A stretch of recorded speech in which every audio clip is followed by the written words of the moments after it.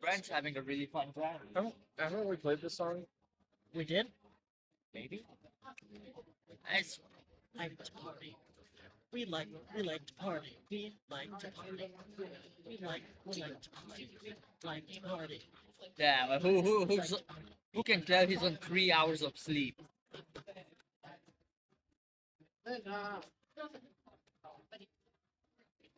I need to send you my presentation.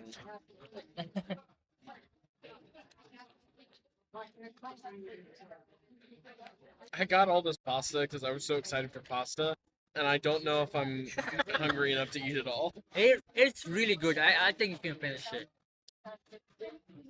Did you have both red and white sauce or just white sauce? Just white. Okay. Both of them are pretty good. I mean, it's just up to you.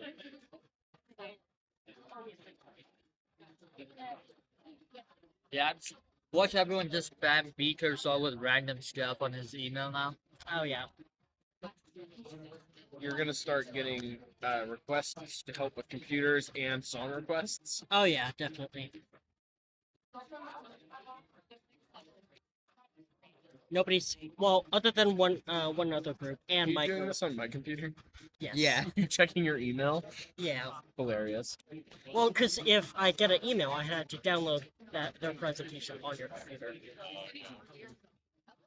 Oh, so I have a bunch of PowerPoint. I'm gonna have a bunch of PowerPoints in my downloads folder. I'll delete them. I don't care.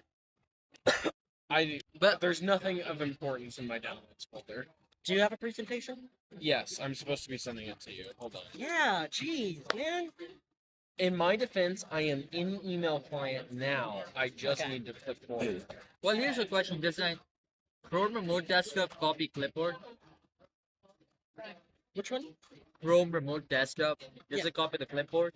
Yeah, it can. So if you download something on this machine and copy it, Yeah, I you could do that paste too. it into the downloads, right? Yeah, right here.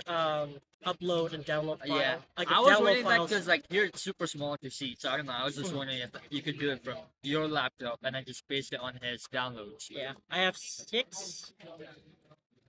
And then I have my presentation. Oh, that's ours. The farm tree. Oh, the farm. That's farm tree. ours. Yeah. And then I made a completely custom, That's yours? Yeah. You did the whole thing by yourself? Yeah. Really? Yeah. Of course you would do it like this. I'm an overachiever. Chapter Xi. I don't have to present. Did you That's just the make best up part. that chapter? What? You just made Yeah. up that chapter? Yeah. It's a mock-up chapter. Wait, are you I gonna thought it was present gonna this? I don't know. At some point it should send. Oh, maybe now. So you're presenting that? Okay. Give it a few seconds, but I would check. Please check your inbox. Okay. Are you gonna present yours? Yeah. Well, my group is. I'm gonna stay here. Oh, but you're gonna talk, right? No. So, so are you gonna, I'm in charge of AV. So. but I mean, like, are you gonna do your project? Yes. Well, our group is gonna do our project. Yes. Oh, okay, okay. Oh, I got it. Yay.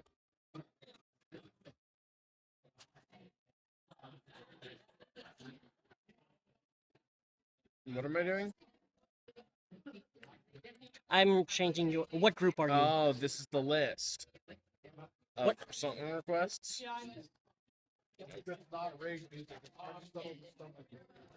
Okay. What is your group number? 3. Group 3. and Parentheses, this the one that Thailand is in. Religious Values. GC. Okay. GC group. Sorry, say that again. 3. 3.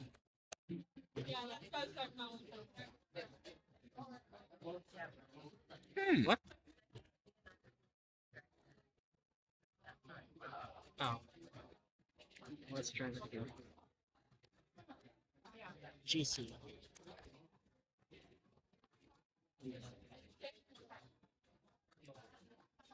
Okay.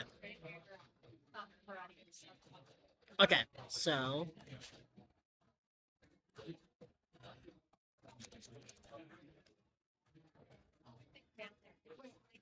I'm low-key thinking of turning up the heat. Put on a hoodie, dog. I don't have one. Oh, Oh, yeah. I think they got a song request for you, Greg.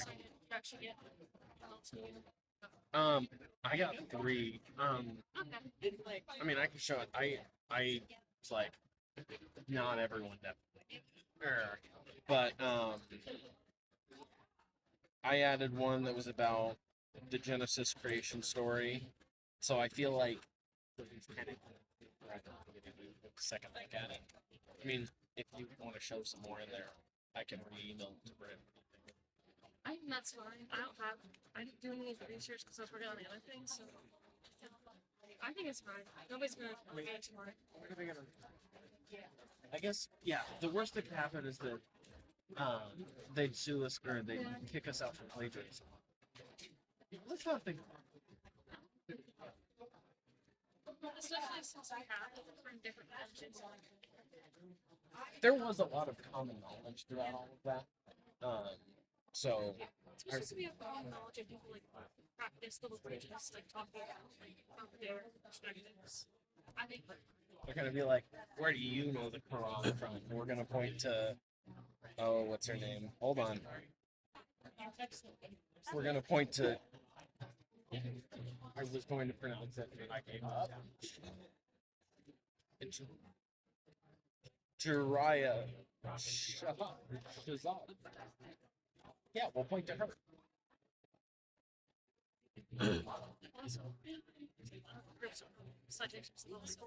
Are you serious? they didn't. No, the group I was talking to, they did research, so I think Okay, well then, yeah.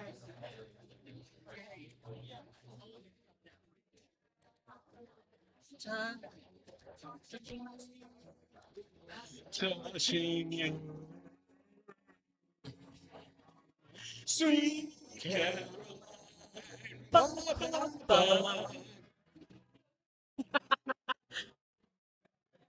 So good. Here's your mic drop funny story. Oh yeah. Okay, you ready? This is a great opening line. Are you ready? So I was at the Grammys, the way that you go to the Grammys, the way that I've been 4 times. Yes.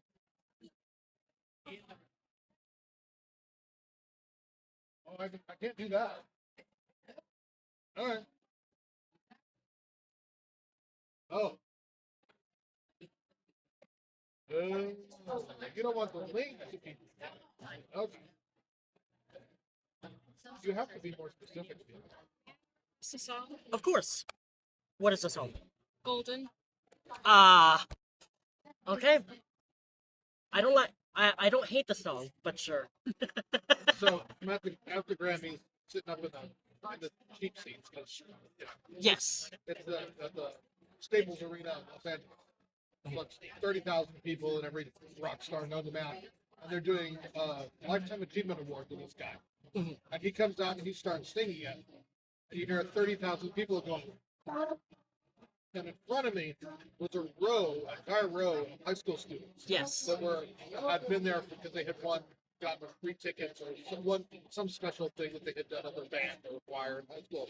And they turned around and they were like, they had no idea who that who Aw. and I was like, you'll learn. I said, you'll go to college and you'll learn. Yeah. Sure enough, like even now, it's like, oh, because I was like in middle school. Yeah. So cool. Yeah. More of my students your age know more people's songs than I ever have. Yeah. I asked one of my students, I said, how come you know all that music? Because our music sucks. I said,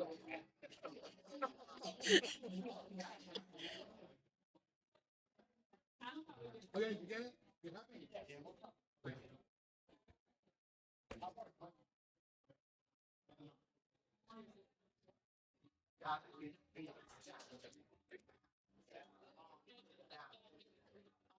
It's a second. One song. Thanks for trusting. No, that's not.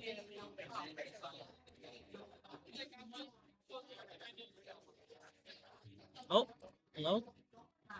There we go. Good. Oh, they also had a custom.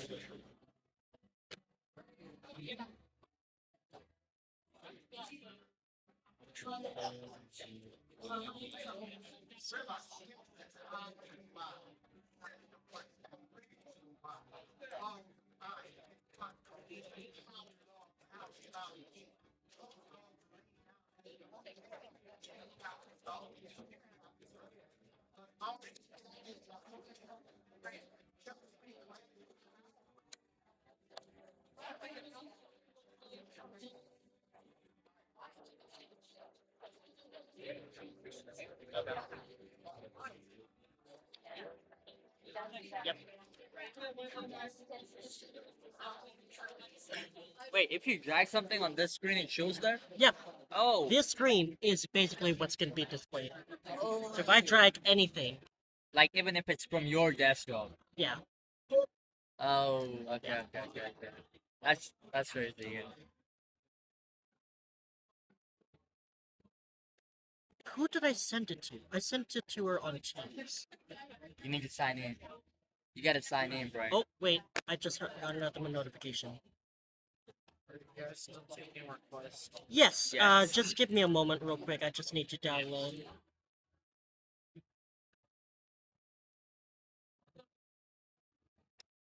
Okay, so CCC. Wait, no, CCC. Okay, so CCC. What? Okay. CCC. One. Okay, what would your request be? Are you familiar with Limp Bizkit? No? I'm not sure about this song because it does have some cuss words in it. Unfortunately, I can't play that. Okay, that's what I was thinking. Other than that, Cigarette Daydream by Cage the Elephant.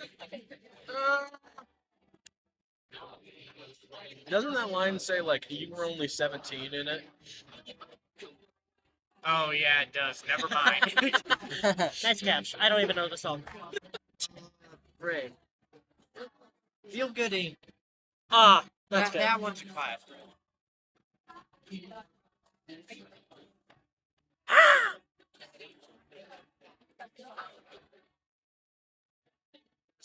One more if I can find it. I can't remember what it was. Chat. My playlist is a bunch of crimes. Crimes. I need to get better taste. Actually, how about Jukebox Hero by Foreigner? Hero. By Foreigner. Okay. And then I'll leave it at that. Okay, awesome. Thank I'll get those added. Did you want to add something? I'll come in and. Okay. Yeah, no, I'm pretty sure City. May por favor do wait for it from the Hamilton Museum. Okay. Beautiful. Yep, no problem. You are who we Yes. Okay. So it's called Vision in the Kitchen. I can't do that. Oh, no Yeah. custom music? No custom music. Yeah. Okay. Your plan's been foiled. I know. Two guys. I know. Unfortunately, yeah, no, we can't have that. Darn. I'm trying to think of a song that that doesn't have custom music. You're fine. Well, Let me change real I will quick. come back. Yeah. Yeah, no, I'm pretty sure Cigarette Daydreams is about, like, taking a drug to remember his, like, his first love or something. Yeah. Because he's like, he's wanting to vividly remember her body or something. It's like, Yeah, I don't like Okay. You do this. So I have 1, 2, 3, 4, 5, 6, 4, 5, 6. 7, 8, 9. No, those should be six. Yeah. I'm playing. How frickin' 10, dare 11, you? 12. I don't think we have any more. Not Monk Chapter, Courageous Leadership. Are you making fun of my download count, bruh? Yeah. I think so. So Heartland region. Let's get the it should, yeah, so it should be on Teams. I don't know if it's gonna want you to sign in to download it though. It's not letting me sign in, that's a thing. It's a thing. Really? Yeah. Sign in from Talon's browser. I have verified this Well, you- song doesn't have cuss words in it. Okay. Little black dress by shock treatment. Let's turn it down. So it's from a musical, so it would specifically be from like shock treatment, not One Direction. Oh, okay. What was the name of the artist? Shock treatment. Shock Tree. There it is. Okay, the first one. Thank you. Yeah. Well, at what point does the queue fill up? Until, you know, We start it's up. done. Yeah. Sure. Could I request on DJ Gas Fallen in Love by Usher? Ah. Classic. Okay. Why can't we play the Minecraft parody one?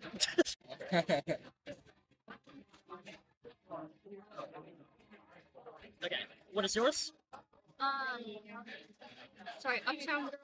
Uptown Girl. Oh, yeah. Yeah. Uptown Girl.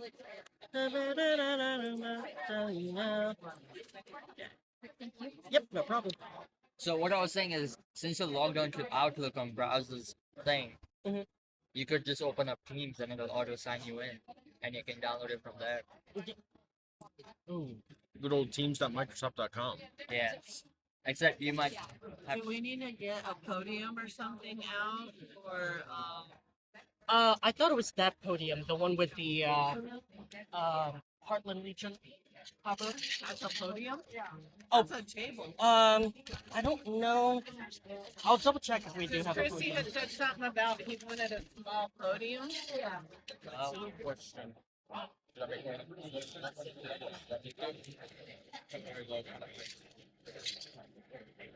Sorry.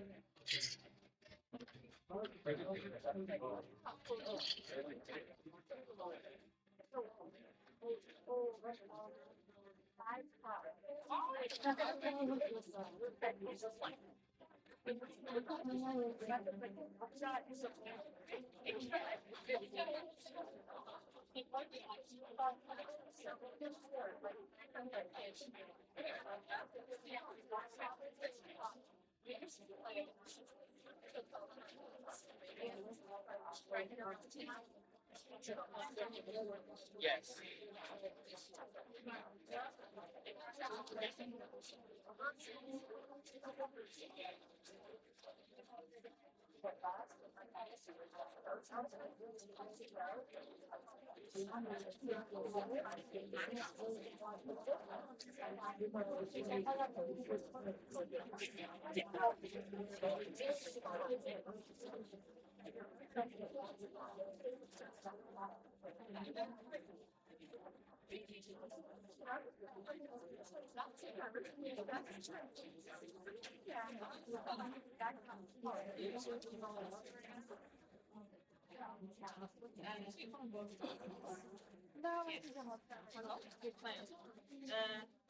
Do you want that tag? Here. I was just trying to see the tickets. I'd rather say a last year. That's fair.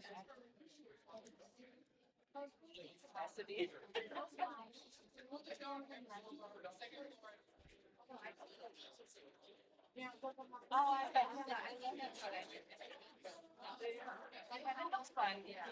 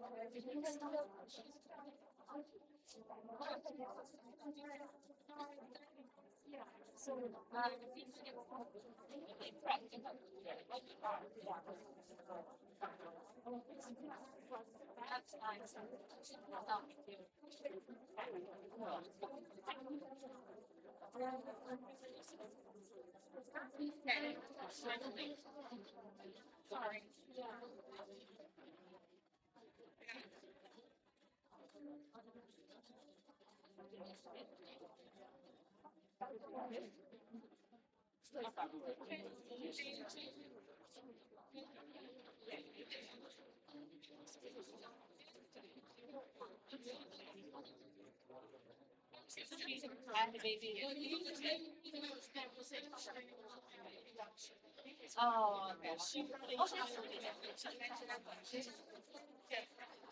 Switch because I can't do it.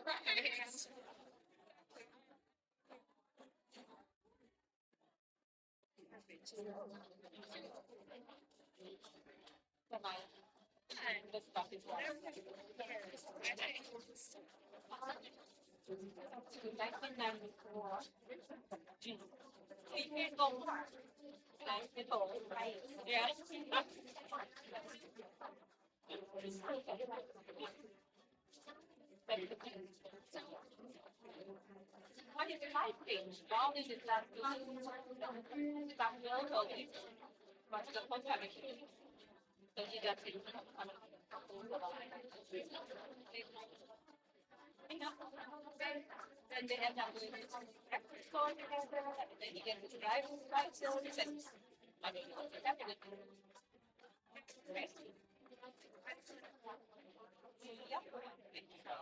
Oh, I'm not. Okay, so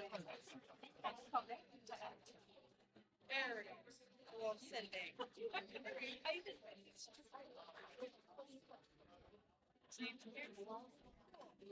Right? Like we documented. Yes, we had to. Yes. You know, like I go, then you go. So we said, okay, let's do that. And the next month she'll get swap. And I come back and I'm like, so he told me this, he told me this, he told me this. And I go, so what did, you know, the other kids there, you go. So you're getting those. I go, Yeah. Yeah. you didn't ask any questions? It's like, no, I don't think there's anything. Anything. Questions. Oh. But I used to come into there and I went, yeah. Everybody pulls pictures. I'm at a point.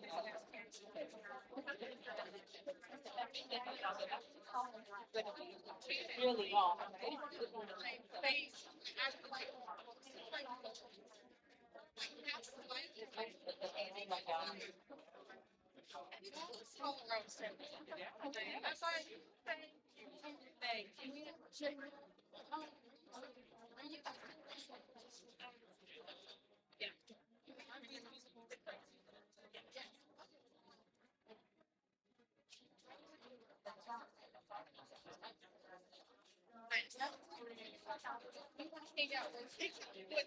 Entire chapter. I'm just like, okay. Sorry, boss.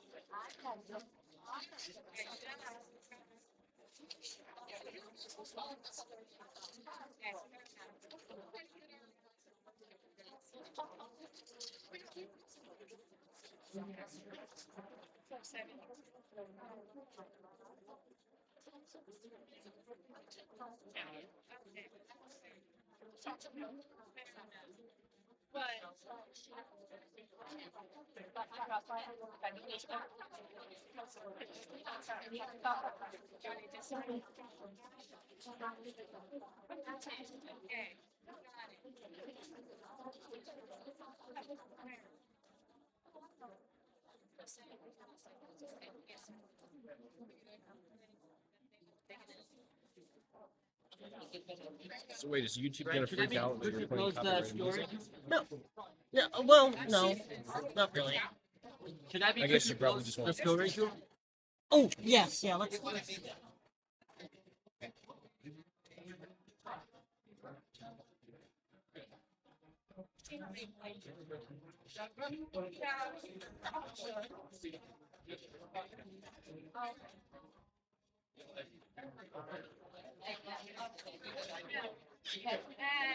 It's alright.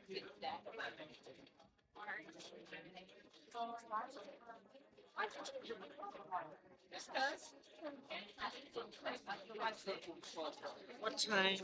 6. It's got 20 minutes. She said the speaker will come in about like 5 or 10 minutes, Okay. so we can just ask him whatever he needs at that time.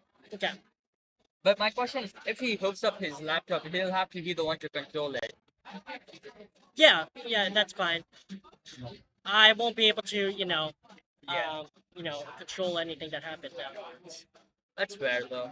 We can just plug the clicker back to the USB hub Yeah. whenever it is here.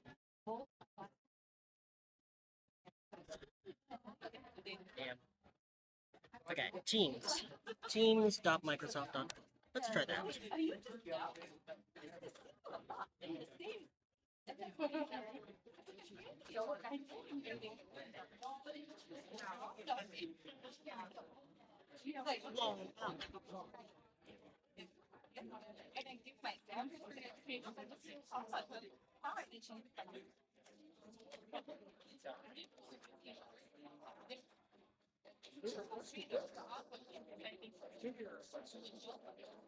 Oh.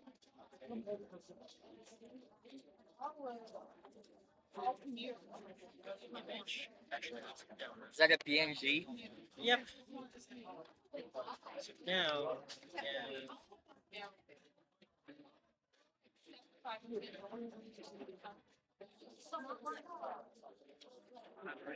This.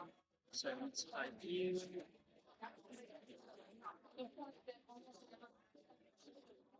Ah, okay.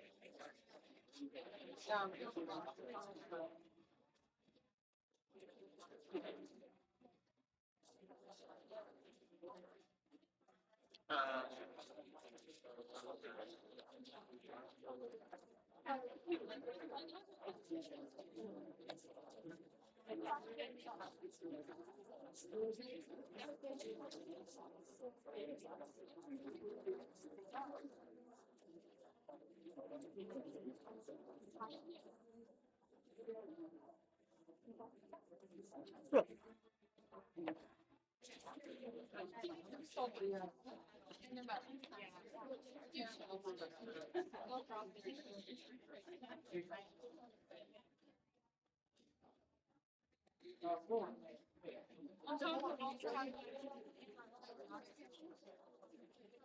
Do you need the glass break?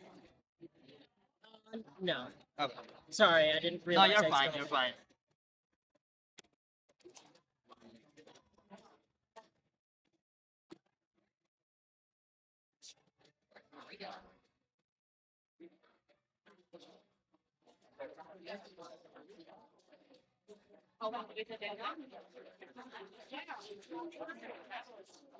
You've seen Maria? Yeah, but have you seen her? Can you tell her? You're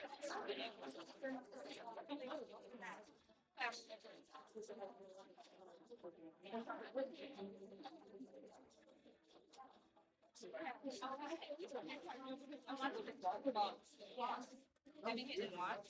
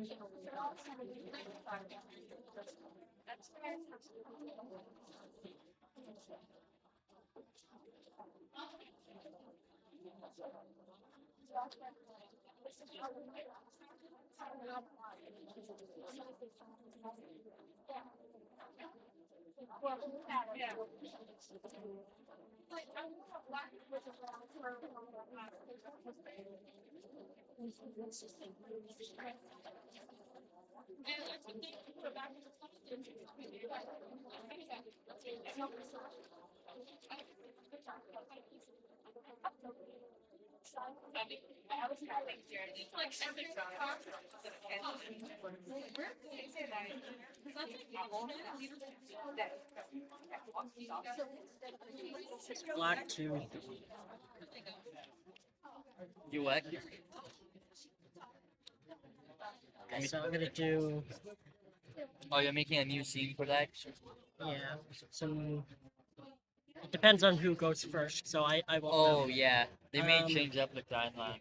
So the first is I think the first may be the mock so shop. it's two. No, it's always the sponsor first. So two, Oh, okay, okay, yeah. two, random. Okay. Do you have a pen? Oh, actually, do you mind if I borrow this? No. I'm not even sure that's mine, to be completely honest. Oh, fun. Okay, so this is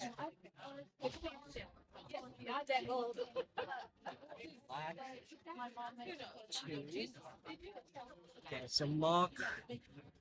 Okay, I need to get a estimate. Okay, so what I have is 143.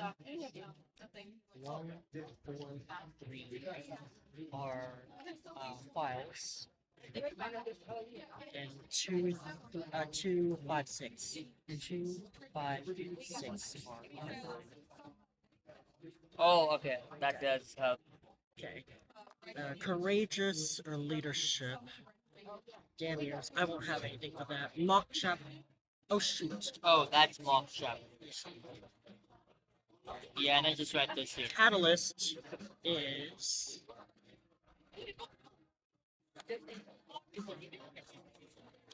black.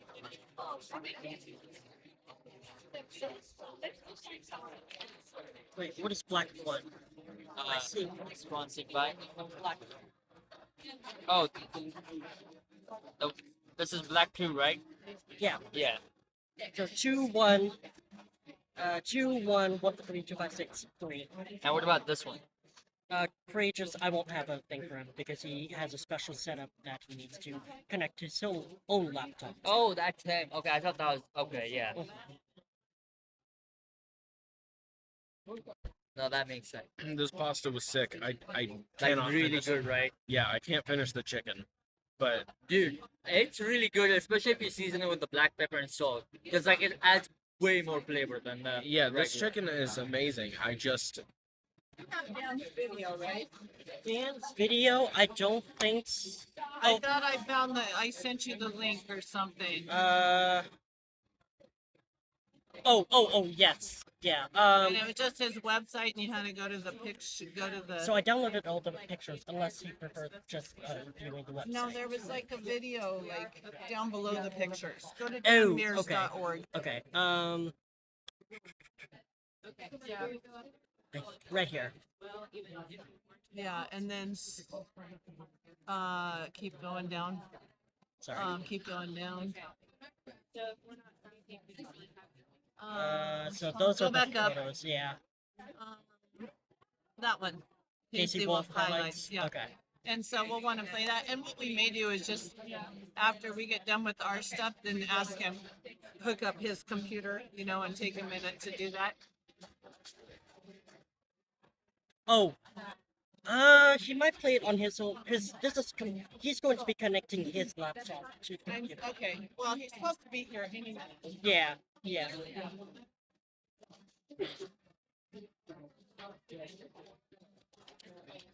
Oh, you're going back to set it up? Yep. Are you gonna set it on like one of the? Well, actually, no. He's not going to be having a special setup because I can't. Oh, you anyway can do that. Yeah. Okay, we're good. You want your charger back? No, we're fine. Okay.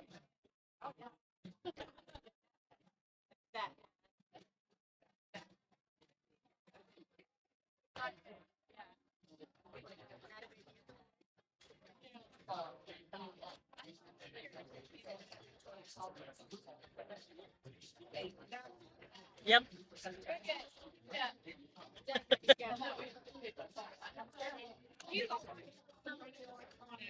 Yep.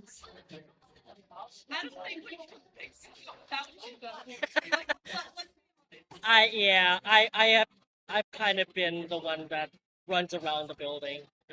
So Yeah, no matter where we are. yeah. I got pushed away last time. Like there was like a whole dedicated AV team, and I was trying to troubleshoot that. They didn't want me to help them. Where was this? This was in Kansas City, Kansas. Yeah. No. Oh yeah, Casey Mo. That's crazy. They had a whole AV. They had a whole AV. Oh, well. Yes, that is. Yes, that is. Which one? What is your group? This isn't for me. I'm with you guys, but Oh. Six. You said the last one. Oh, I already have group 6. I have 2 different ones. oh, really? Okay. So.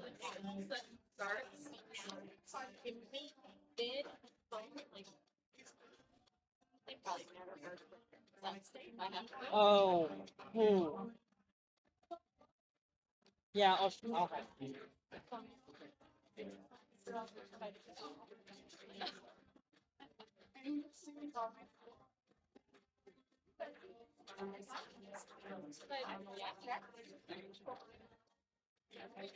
Give me a moment. I can hold this.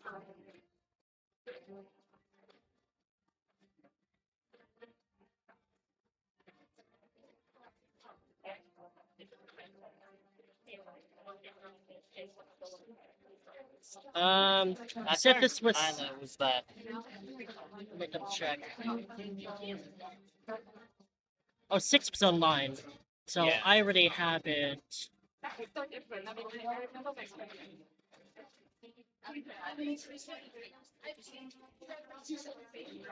Okay, Alpha. It was the bomb tree one. Alpha Omega. Alpha Omega? I don't think that is it. Yes! Oh shoot, okay. Sorry.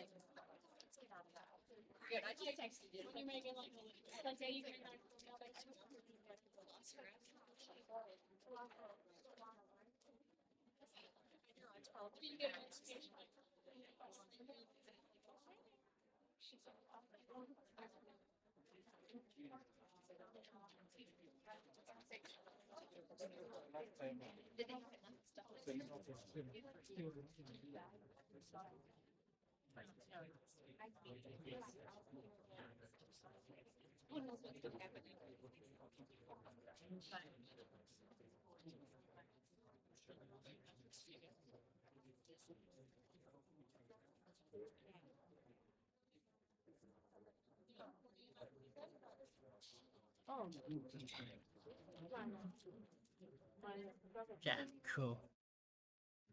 Oh, it still works? Yes. Okay, so we need transition. Is it long-perspective presentations? Yes, I guess we're doing that first. Yes, Also, did our group 6 thing get changed? Did our presentation get changed?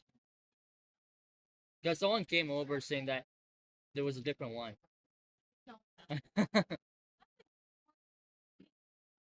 Yeah.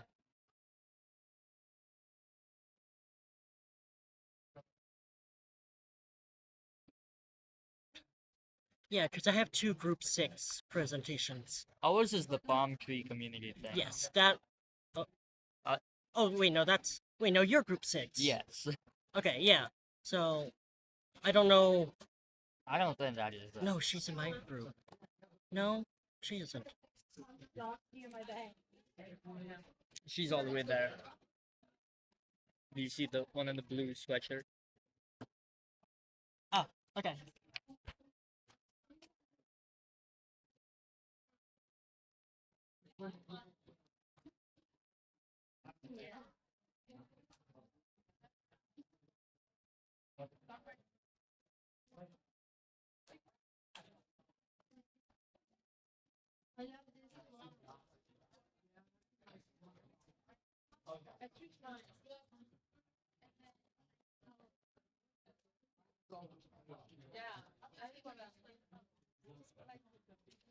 What she said?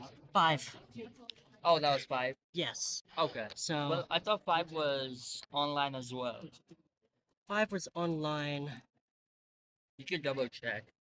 Maybe if it's the same thing.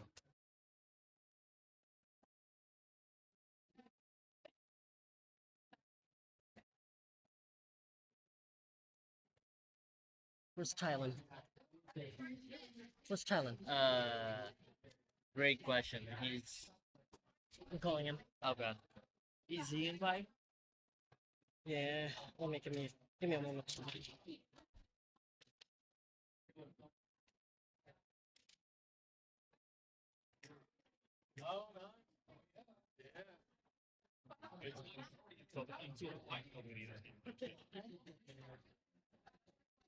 Hello?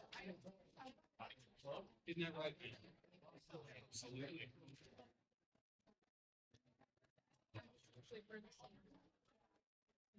Isn't that right?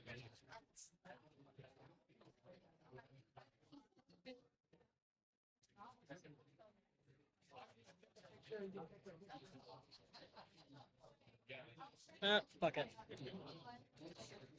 I think 5 still has it tag. I don't know whose this is. Thailand sent it Who's to the me. author? I don't even know. It doesn't. Yes. I have a question. Yes. That's not ours. Mhm. Did you download a copy of the stuff that was sent to you, or are you using like ours was on Google Docs, I think? Google Docs, yes. If you sent me like a link, it's Yeah. online. It's like I sent you a link, so Was it like group 2? we're group 1. 1? One, I believe I do have yours. Downloaded. Is it PTK story? Yeah, this one I have it. Oh. Okay. Okay, fantastic. Because I've been making jokes. Fair. Okay, yeah, that's fine. Just grammar and font sizes and stuff. Yeah, And even then, it's not great. that's Okay. fine. Fantastic. I just wanted to see if it was going to be an old version or what I've been changing. Yeah, no, it should be updated. Yeah. Lovely. It's a PPTX. Did you export it as a Microsoft PowerPoint and then send that to me, or I shared just that sent to a me? link.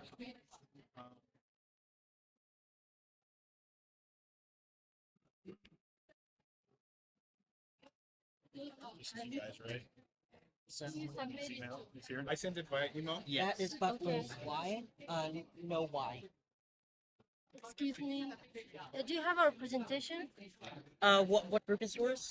Chapter Re 4? resend that without the Chapter Y. 4. 4.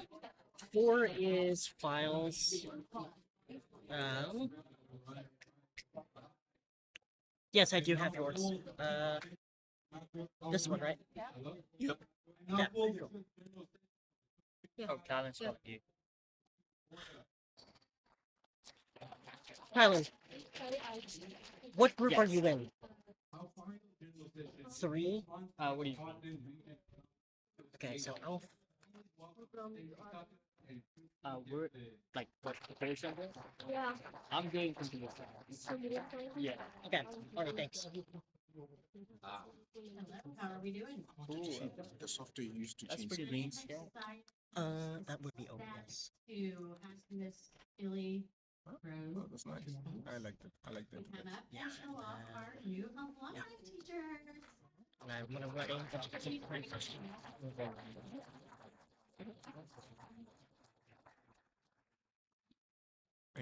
All right, we're gonna just I saw also you had like the Ozomo, the phone. Osmo, yeah. How do you link that? We decided last conference that Osmo, I just did it through Wired. McConnell Air Force Wired. Base is Oh, okay. our good neighbors. And the phone Cutler camera in also front, has That one, campus yeah, and squad I haven't connected it yet. base but it's also that via we, Osmo. serve Yes. students Is Wireless. it at Butler Yes. CC.edu now? less I'm than pretty a sure. mile, so, Okay, We can double check. outside the base for our airmen, their family members and spouses and children. so Are you that they can Edward? Also attend Are you Alabama Edward? Community College, so I'm it's really kind of nice when you have a William, former officer. You know, Yeah. dad is lieutenant colonel here on the I think I might have college. already, And okay, so I did when we receive come to it. Wichita, and anywhere Okay. else we go, Is the that it? alumni we Yeah, take okay, part that's the in same projects. one. Why do you Like when think we that were in was KCK last time. we Because you collected didn't baby rename the blankets and pre- diapers going in and order? stuff I for our Okay, what, so what is I yours? think. Mine's I think they'll just go this out, maybe. group service 3. project. But this time, But we wanted that's to not still honor our airmen. It's the one that says The ones religious that come something. in and maybe don't have all their stuff with their family, Mine's a that they need PowerPoint. some food and some snacks and Oh, everything. okay. And Okay, so ignore also, that. for the ones that are getting ready to leave and depart or maybe go out on 3 mission you or said? whatever. Yeah. So we collected 1,095 items, so thank you.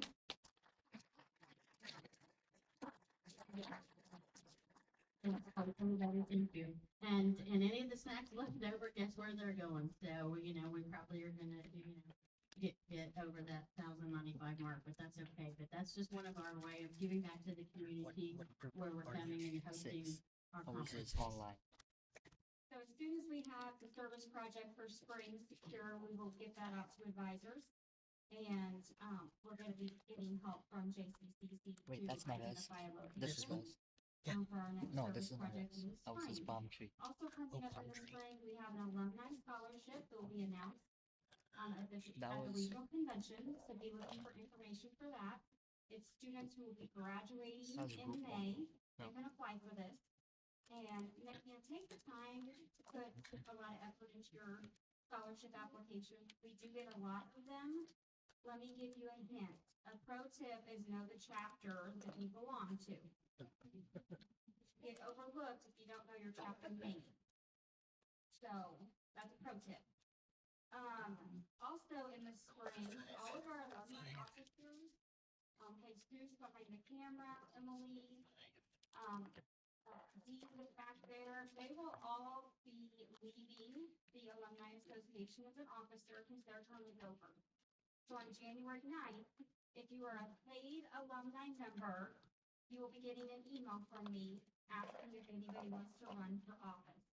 That, because of our bylaws, that has to be out 1 month. And then at the regional convention, we will elect new officers. Then they will be installed on Saturday in Overland Park. And so will our new members will also be going through induction. So that's what's coming up with us in the spring. And make sure that you have graduated by January 8th. So if you're not graduating till May, you're not eligible to the next time we elect officers, so just don't want to confuse it. And Lieutenant Colonel Doug Crow will be coming towards the end of this session because he's been out doing, his airman duty. And so he's gonna be coming in at the last minute at the end of the section. Maybe give you a few words back to like begin, so you can see, one person, and usually he brings a few guys, I don't know, we'll see, he might be alone. But anyway, just thanks, and we'll be back.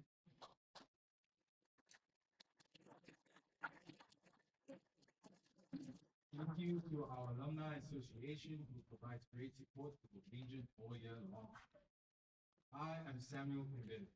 I am the Vice President of Fellowship for the Heartland region and a proud student of Metropolitan Community College.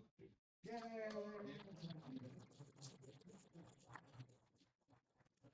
Elementary school, middle school, high school. The most common route that most of us, including myself, have taken. When we think about the traditional path to college, it usually looks like this. You graduate high school, head straight to a four-year university, study a degree you love, and then work in that field for the rest of your life. That's what we're told. That's the plan we see painted as normal. But as community college students, we've taken a different path. For me, that path started in Cape Town, South Africa.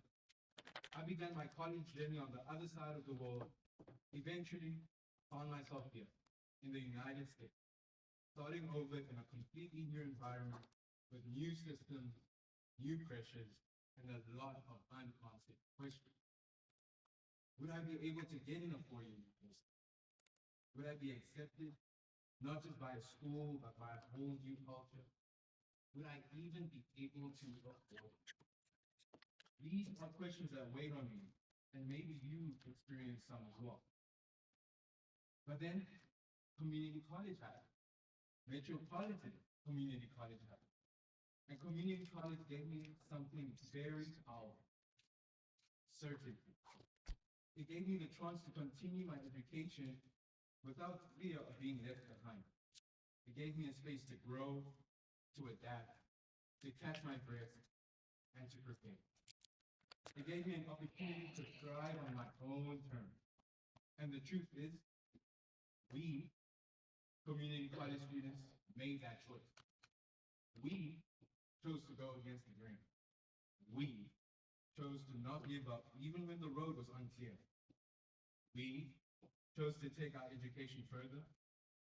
We chose to take matters and our GPAs into our own hands. And when that invitation came, we said yes. We said yes to Phi Theta Kappa. And now you have the opportunity to make the most out of that yes. Now you get to live out the values of this incredible organization: leadership, fellowship, scholarship, and service. Now you have the opportunity to step into rooms you never thought you'd be, to form connections with people across your campus, your region, and even around the world. Create new ventures, inspire new experiences, and shape new futures, not just for yourself, but for those around you. Now you get to go full out in your college, in your region, and on the international stage. This is not just about joining a club. This is about stepping into a lifelong community that believes in your potential, that values your voice, and that opens doors for you to lead, serve, and shine. So I leave you with this quote from Zig Ziglar: "You don't have to be great to start, but you have to start to be great." And guess what? Today, you're choosing to start. Thank you.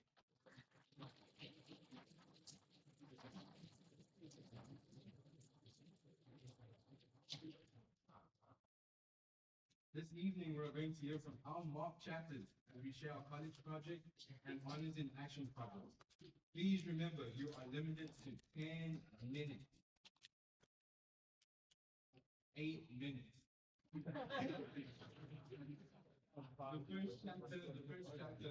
Chapter 1. You please come to the front.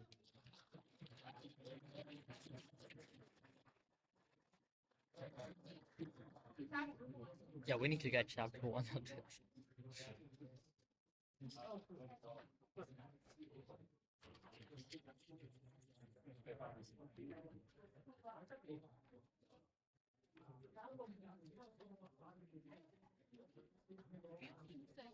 So chapter 1, PPT.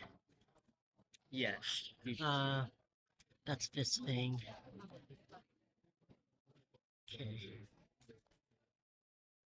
Yes, that's this. There we go. Perfect. Let's go, Brian. Okay. Proud of you.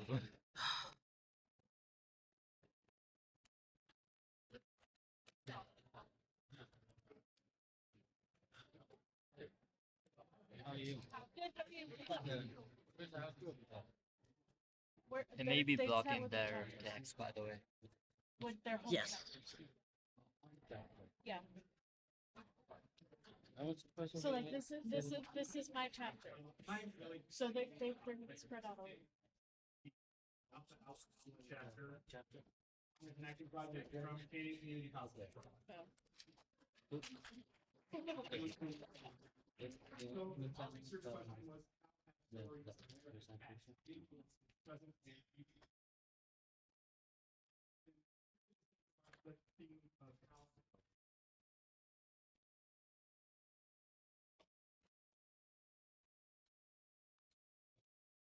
Oh my goodness.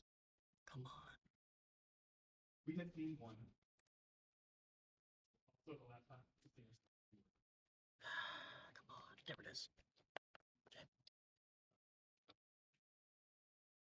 Our theme was about So we all remember stories here for kids. How did they influence you as an adult? Do you wonder what other things going to influence your actions, personality? There are many ways that we have been influenced children by stories of parents and places. From morning tales like Lion with Scissors to news reports from Walter Cronkite.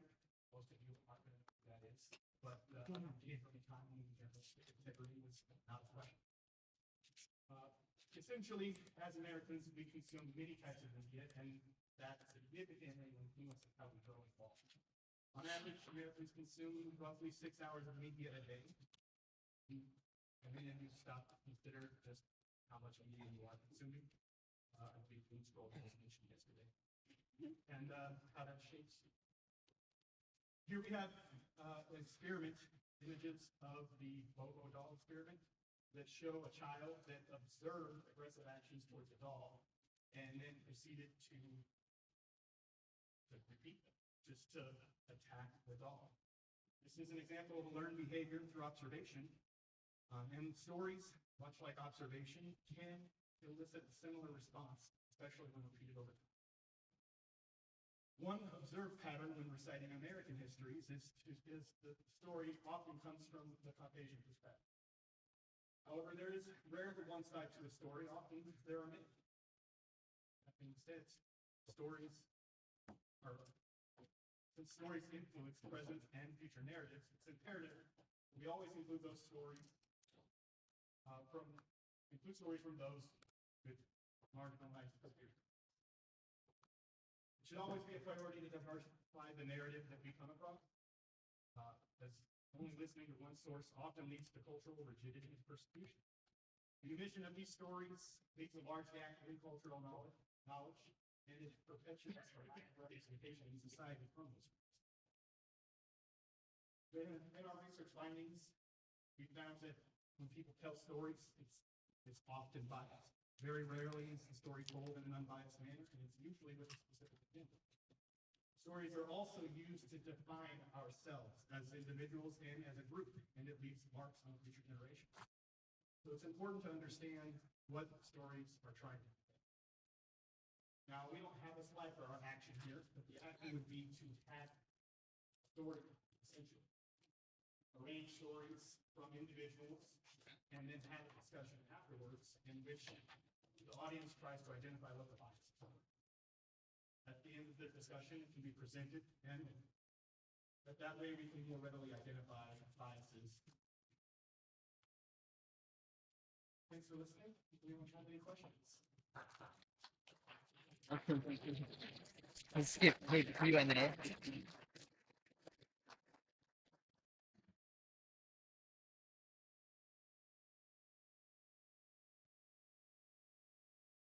Like keep this saved on your YouTube account. Do we have someone that can pull up the presentation we reviewed? Yes, I sent that both the people requested to.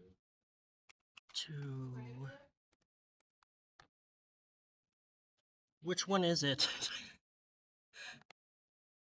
What did you name the file as?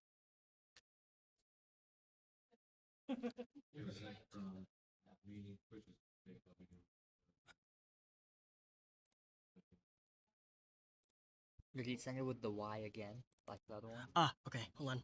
Found it. I think we'll get there.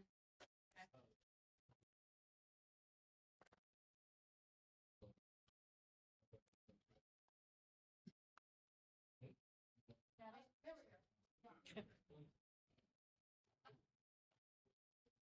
That was so Alright, confusing. good evening, Yeah, everyone. I was confused. We are Tri Alpha, representing Canyon Community College.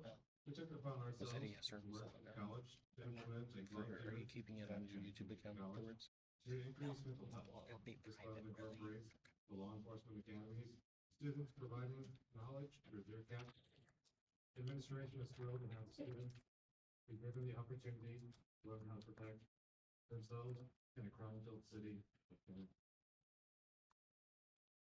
getting loyalty. Yes. Yeah. Just want to confirm college 5 or group 5. Fine. Okay.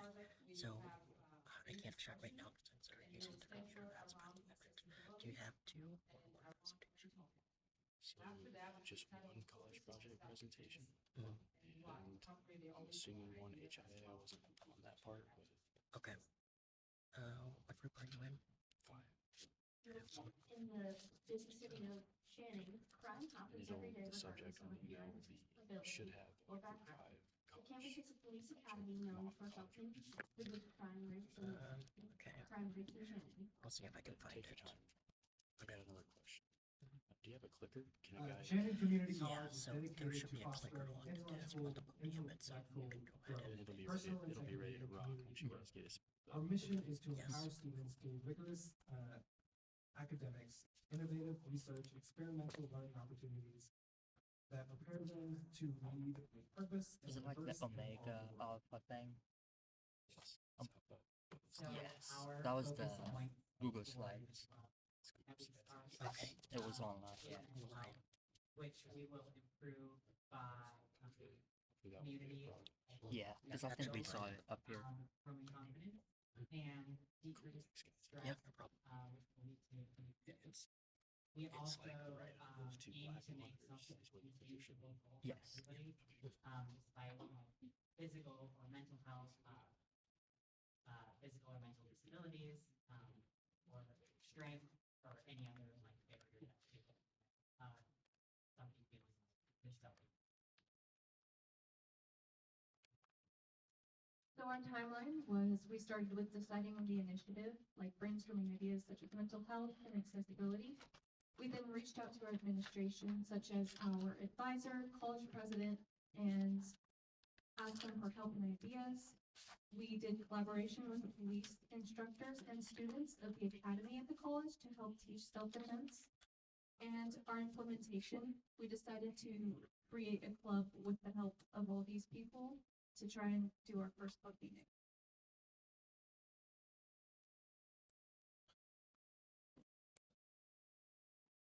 We will be offering lessons based on teaching self-defense. For the first and the third week, we would be meeting in the afternoon, and then the second and fourth week, we would be meeting in the morning to help with other people's schedules and, yeah, we would be meeting in the morning and afternoon to help with people's busy work schedules and school schedules. Yeah, I do have that. Yeah, both the file and the Google presentation. Thank you. Presentation. Just send it. There should be two. They're not at I the just jam said- implemented just yet. Oh. Right now being down. If you carry from down to be successful result, our hallmark in the future. Thank you.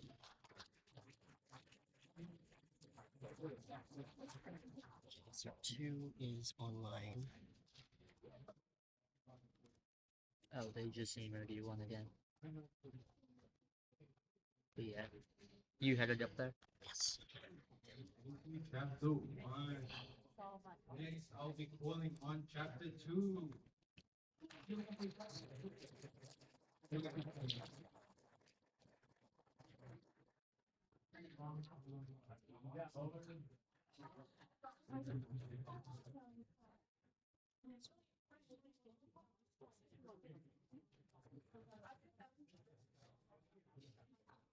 She's from chapter 2? Yeah, person who came up? Mhm. Oh, okay.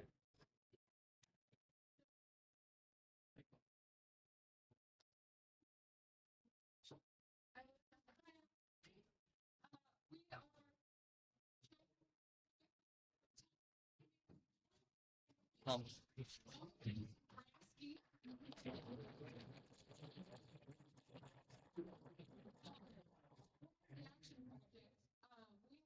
Theme two, how perspectives shape stories. We focused on how the availability of technology shapes the way we view stories. So our big question was, how did access to technology during COVID-19 affect the way we perceive stories? So our for qualitative, we have some personal stories, some articles, and then some journals. And then for quantitative, we did a survey, and we did some data analysis over that survey. So earlier during lunch, we came around, we asked some people. We had 20 participants. Thank you to those 20 participants. Can we get some applause for those people? was this And AI then generated by this the is way? our first Okay. question. How old were you when COVID-19 hit? A lot. It was a tie between 13 and 14. And we had some people in the 20 range, the 21, and all the way up to 39.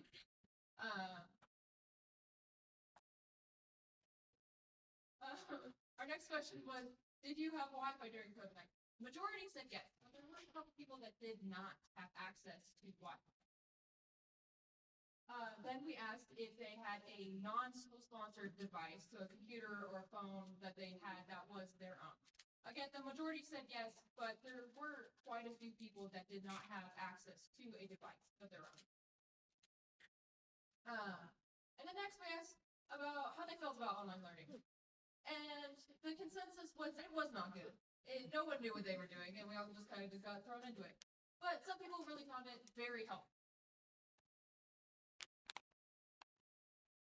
And then our last question was, if offered a class over Word, Excel, or PowerPoint, which would be the most beneficial? Which one would you take?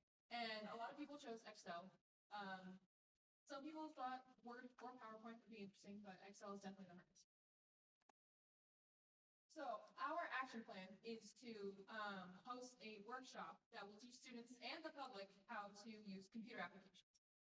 We would talk to IT departments inside of the schools and to help teach the classes along with students. And then also talk to the president about opening up the libraries that host these events to the public so that anybody who needs help with computer applications can come in and learn something. These are our resources. There's our internal survey and then a couple of articles that really talk about the effects of COVID-19 and technology. Okay. And that's it from us. That was a pretty good presentation. Okay, project, we named it. Go with the go.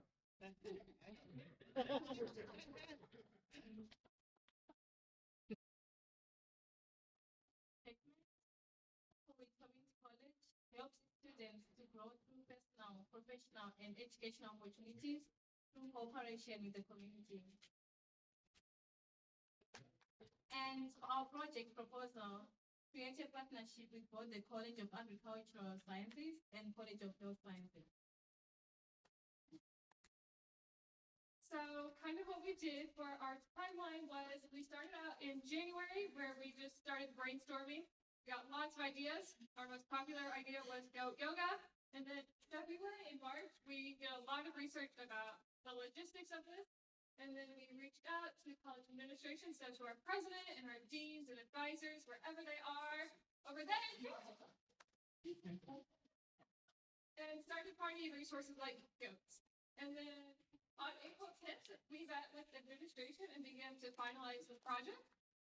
And then we kind of chilled until August, where we reviewed our plan and then did our first session with goat yoga at the beginning of the college school year. And September, we reviewed what we did and if it worked or not. And then October, during midterms week, we did session 2 and reflected afterwards. And then December, we did our third and final session before finals week. And then we had an all group meeting with everyone that was a part of it, including our advisors, participants, the club, and anyone else, such as our animal science students who provided the goods.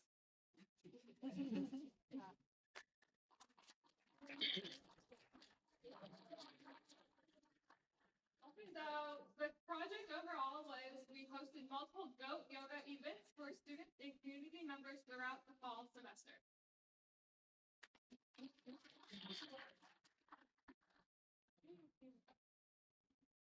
All right. So for our conclusion. Thank you.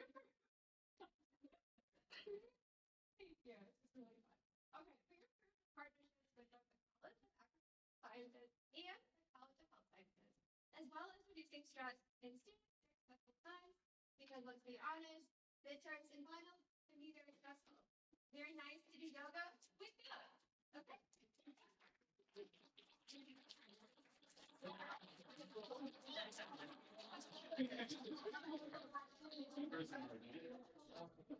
As you can see, all these members are very happy, stress-free, and also the goats provide a natural fertilizer. Very good.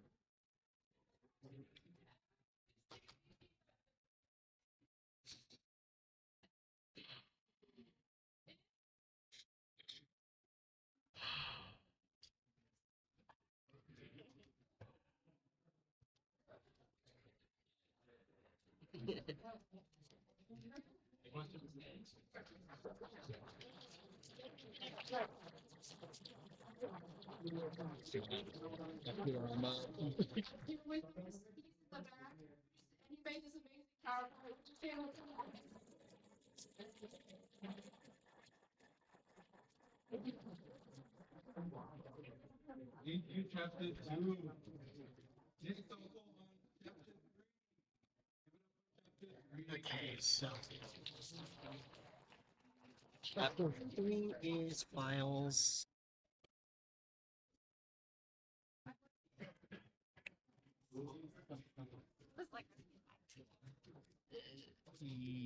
Yes, was it chapter 3 the long one? Long name?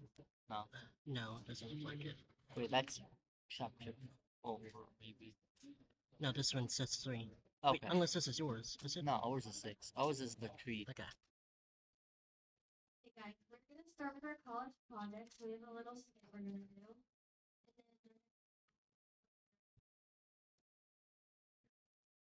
HIA.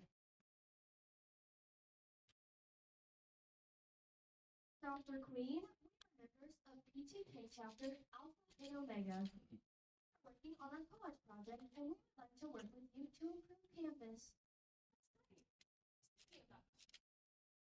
Well, there's a lack of student engagement. There's always trash around the campus, and there's no recycling. One of our college goals is to be more environmentally friendly, so let's focus on looking out the trash.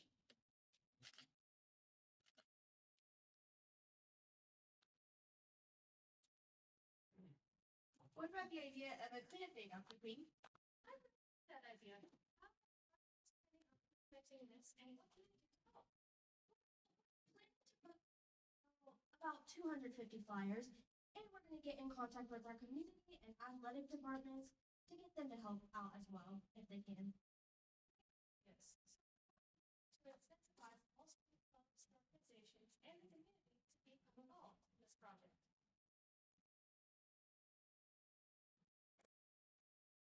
We want to partner with local restaurants to provide lunch for everyone.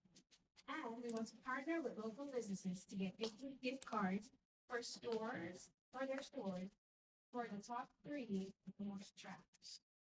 Those are great ideas. I can help you make the connections with the local restaurants and businesses. I look forward to working with you guys on this project. 3 months later. You guys did an excellent job on this project. There was a great turnout and our campus has never looked better. Thank you so much for your help.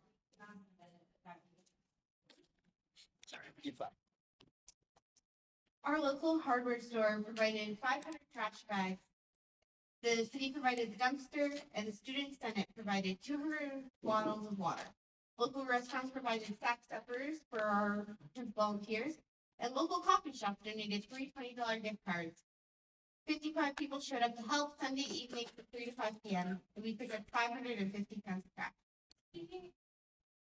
Speaking of trash, once we are all done here, please remember to pick up your trash so Chrissy has less work. Aw, thank you.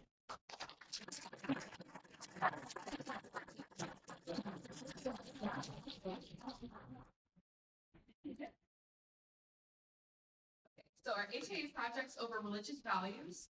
So we are Alpha and Omega of the Griff's College. Go Dragons! So we're going to present to you our HIA project. So we chose our theme two. We wanted to do the perspective shape of story.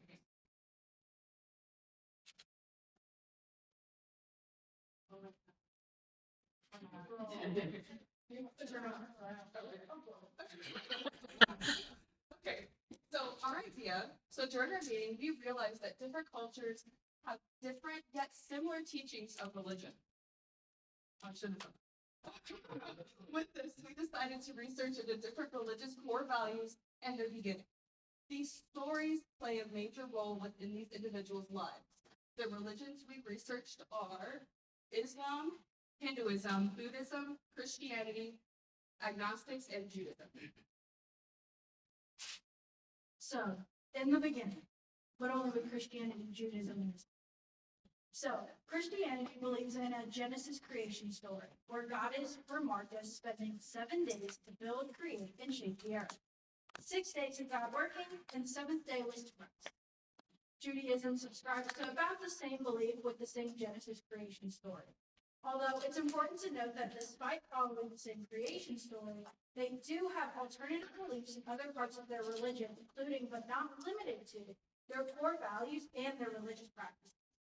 Islam follows about the exact same except that they have 6 days instead of 7. Not only that, but God also created the earth and the 7 skies. So the cycle creation story with Hinduism and Buddhism. So Buddhism and Hinduism are very similar, but they both have multiple creation stories. One being that both focus on karma and the world constantly is developing anew. No end or beginning. In Hinduism, is that Brahma? Okay, Brahma, the creator who emerges from the deity, sorry, I cannot read. Vishnu creates the heavens and the skies and the earth. He also divides himself into a man and a woman. The deity Shiva dissolves the creation and the cycle continues. In Buddhism, there are 3 different creations. One also believes in a god. The second one believes that the world has created by nature. The third believes that the world has no beginning or end. It simply is. So, with this, what are we going to do about it? So, our action plan is that we want to spread more awareness about religion. We essentially decided that we want to have multiple religious leaders come up and talk to a panel, like at a panel discussion with an open mic for people to ask questions about the different religions and their perspectives. While not everyone may agree with every perspective, it is still important to learn and gain knowledge about all of these religions and how they shape these people's perspectives on world religion. And then that's our word day.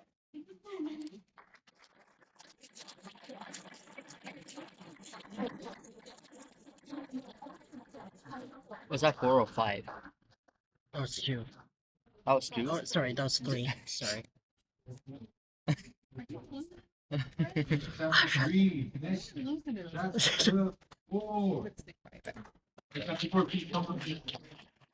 Yeah, 4 was the one with 2 5s and she emailed you one. Okay, let's do the HIA project first.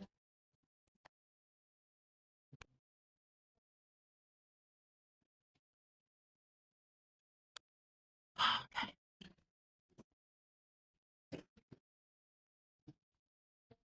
Come on, show up.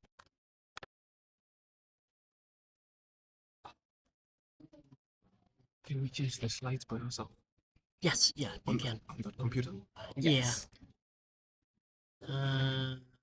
Not They may have a receiving. transition at the start. No. It's not communicating. It's not communicating. Hello.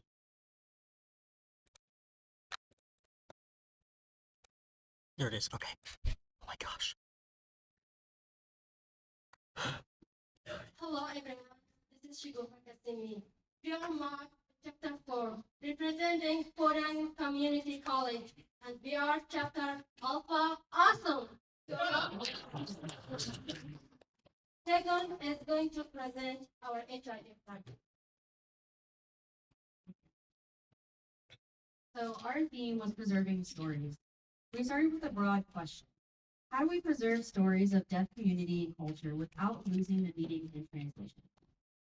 From there, after brainstorming, we came to the specific research question: what are the challenges with communicating between the deaf and hearing communities within the city of Podunk? Now that we have chosen the research question, we moved forward with our findings. We're finding credible sources for our research, making sure to include key components of qualitative and quantitative data. We gathered research data from Gallaudet University. For those who don't know, that is the world's only higher education institution where all programs and services are designed to accommodate deaf and hard of hearing students. We also conducted novel surveys within our town of Podunk. We then compared the results between the two data sets. Once we had the results of our findings, we made an action plan. We started with ASL Awareness Day, open for the community, hosted at our own college. We would host a movie with an ASL interpretation provided, and then it would be followed by an educational and open forum to present our findings, and hosted by a guest speaker who is a prominent figure within the deaf community. Now, I know I just threw a lot of information at you, but what did we learn from this? How do we do big circle with this whole concept?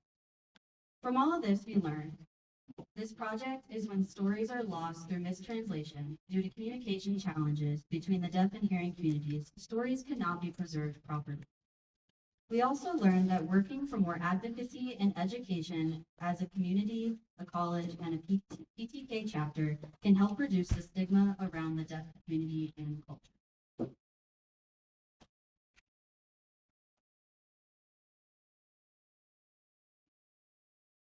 It's time to show you the heart of our college project. She is our college president, Ms. Trunchwell. And they are our PTK officers. Alpha Awesome.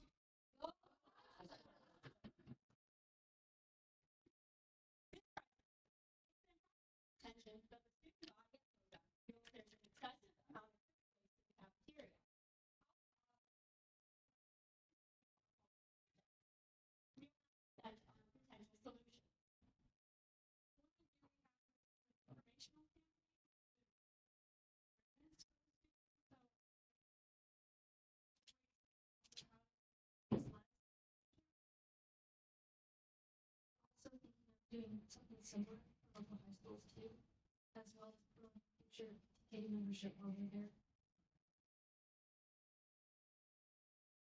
To build off of our original educational part, with the approval of this, we'd also like to move forward with potential community partnerships with one we already have established with our community garden.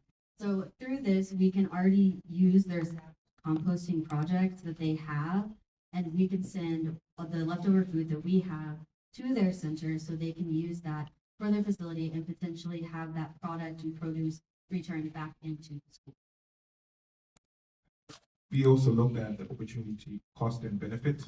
So we realized some students want to get volunteer hours, can get volunteer hours through the garden, and with brainstorming and thinking of various ways in which the compost can be collected. And we came up with some ways in which we could go into the community and talk to the farmers to come and pick up the rubbish. And if the rubbish was delayed in picking up, we also thought of what if, as the PTK, we buy a refrigerator where we put stored items that we keep from the food waste. And we also thought of looking for 36 companies that are looking for green credit that can be applied when they pick up the food waste. No, Ms. Prez, listen, right? I really do support these decisions. They're great, they're awesome, we have to do them. But they're really kind of short term, you know? We're kind of doing damage control with them. But really, to get to the root of our issue, we need to sort of leverage the power of the free market. We need to introduce more variety, more options at our food court, because although we have sort of one hot bar, and I'm sure we have some kind of contract, something exclusive, you know, but this lack of variety means that the students that really need to eat at this hot bar, be it because of time constraints or because they live on campus without a car, whatever, they don't have an option. So if they get this food and they don't like it, they're gonna toss it out. That's food waste. That's what happens, right? Now, if we get more variety, we'll have more competition, price competition, better prices for students, and quality, right? They're gonna want, you know, to be competitive with how nice their food is, how tasty it is, how fresh it is, etc. And, Mr. President, this is the part you're gonna want to hear, okay? This will line your pockets. Think of how many companies will want to sell their food out of school. Hold up.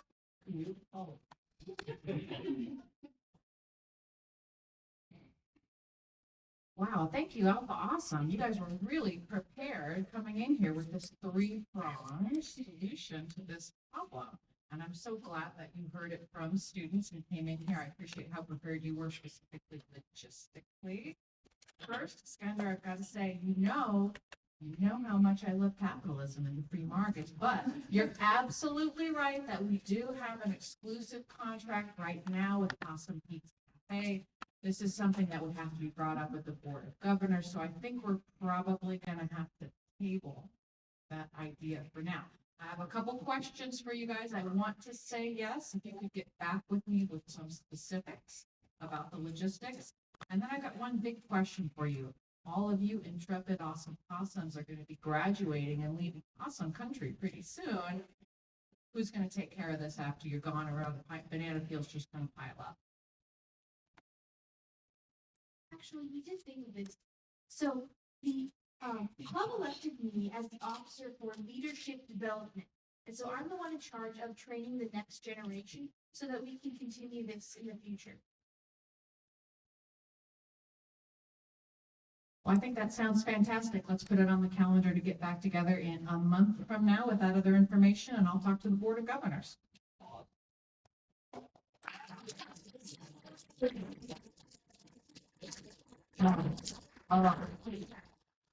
Chapter 4 proposes a new mascot competition. We've got Channing there. Now, okay. Awesome possum competition for mock chapter is what we so this possum here is to be donated very graciously by chapter Beta Pi Beta for the winners of the potential mock chapters competition. Now, we thank our regional officers, where there they are, for considering our possum-related opportunity. I hope they really think it over real hard. And, that's the all from us. And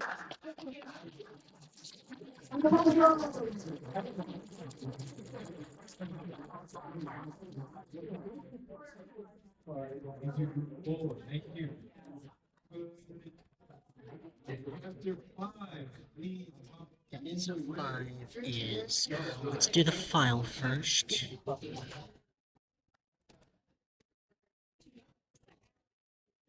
Yeah.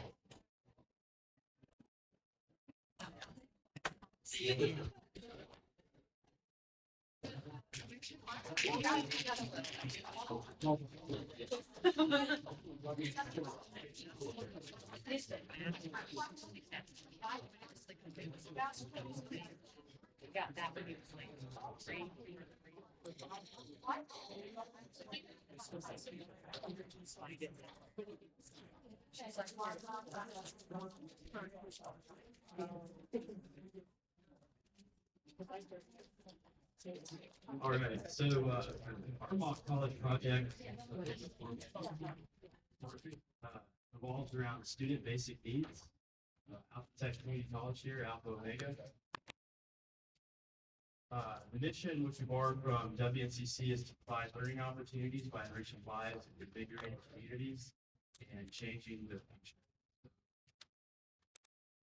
Ultimately, the goal here is to solve a real problem across colleges across the country, elevating the well-being of the student body by implementing a student basic needs center, ultimately giving all students a chance to success.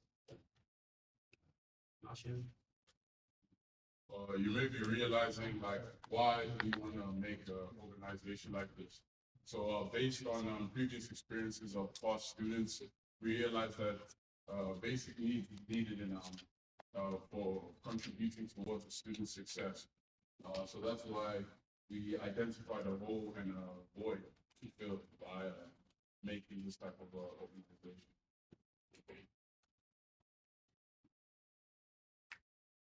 So the research behind our why came heavily from Abraham Maslow, hierarchy of needs. Having studied this for a really long time, this is essentially the hierarchy that's needed to achieve self-actualization, which is the top of the pyramid. But in order to get to the top of the pyramid, you have to first visit the bottom, which is your physiological needs. You need to breathe, you need food, you need water, you need sleep, you need basic necessities to keep yourself alive. So we utilize this here chart to kind of highlight the realistic problem that is out there. Essentially, it's pretty self-explanatory, but it breaks down 2-year institutions and 4-year institutions, and some of the specific issues that are associated with them relative to security. And this is, I should mention, from the pandemic, which during COVID-19, a lot of these underlying issues were really brought to light. So, do you want to speak to the plan? So first of all, we came up with a concrete plan to fund all of this. So the first thing is the funding. So an example of this is charity basketball game. It would be a perfect way of also implementing the second one, which is spreading awareness. Many people would come to it, so it would be an entertaining way of spreading awareness of giving basic needs to students. And then the other one is working with local organizations like companies around an area so that we can give support. For example, back in Nebraska, the WNCC, we have a road run where it's a bus where we, using our student ID, we can go around town for free. So it is something like that, especially transportation is a big problem for students.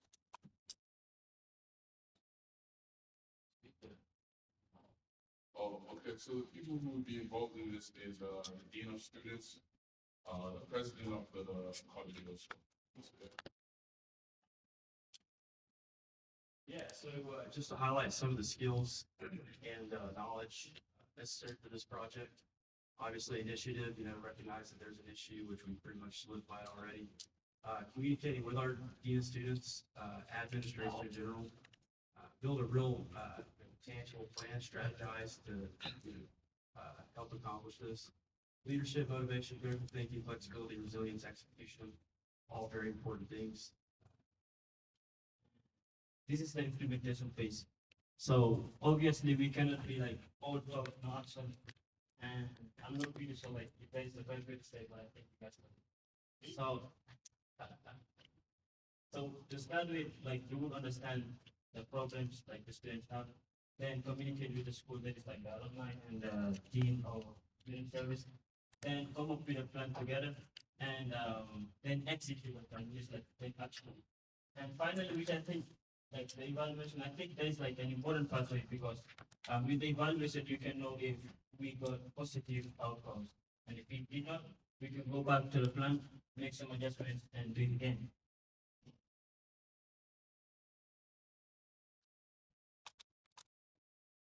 Yeah, so like Osman said, Usman, I apologize. Quantitative and qualitative aspects, and we talked about the eval stage.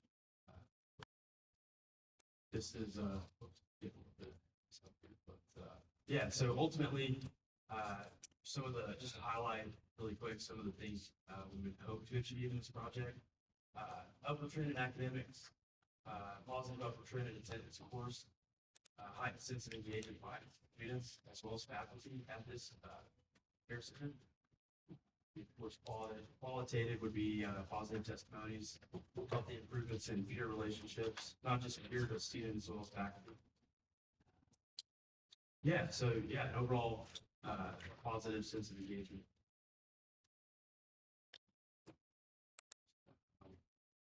Everyone involved here. The great initiative. Our work side of here.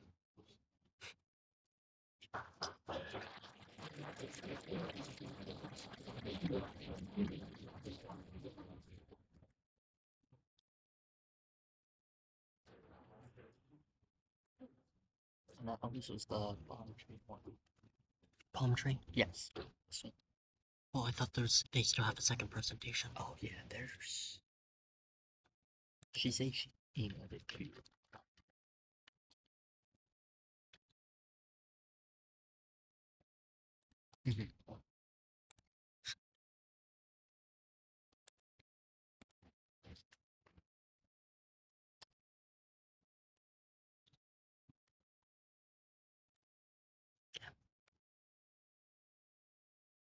Okay, so it's like to say, just starting off, we did unfortunately run out of time, so if something missing, we do apologize, but we did our best. So, anyways, we're here on behalf of the Alpha Omega, and this is our HSA project. And so, just a little bit.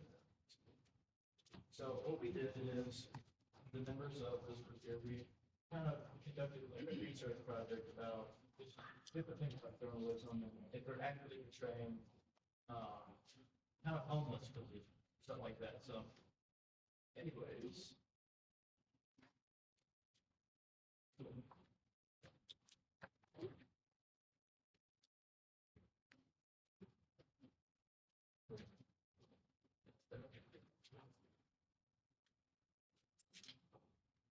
Journalism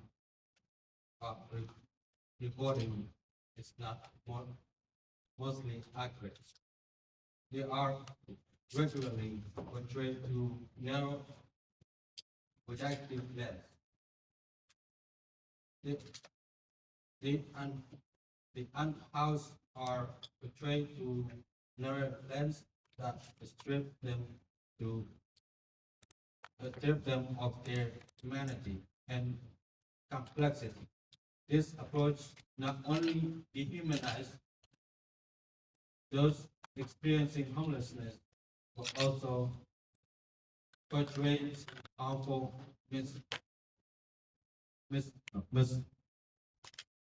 misconception.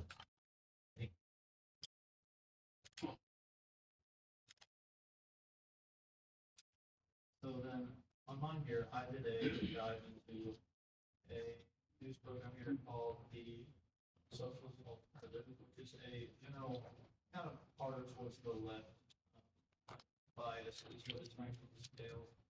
And the main points that I was going to hit was this news about what kind of hits you with straight-faced headlines, and it immediately kind of goes almost into like a political involvement.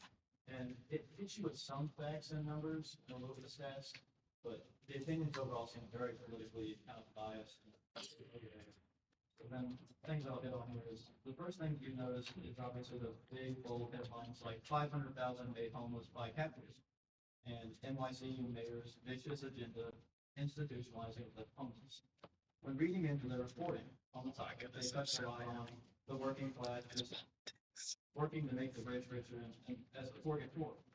And they speak a lot about how the U.S. is very wealthy, and they report that 500,000 people have experienced homelessness since 2022. They then go into how it is more largely seen in the Black community, around 37%. of the homelessness that they talk about. They also talk about how this issue is mainly a part of the corrupt politicians. They believe that the rich should be taxed extremely to fund social services for the working class. They say that instead of dealing with the problems that the ruling class created, they essentially just want to make it a crime to be poor.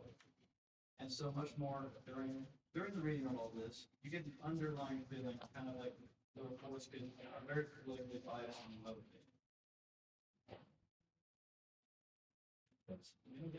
They hit you with some numbers and stats, but it's mainly, you can just tell that it's mainly there for just political bias.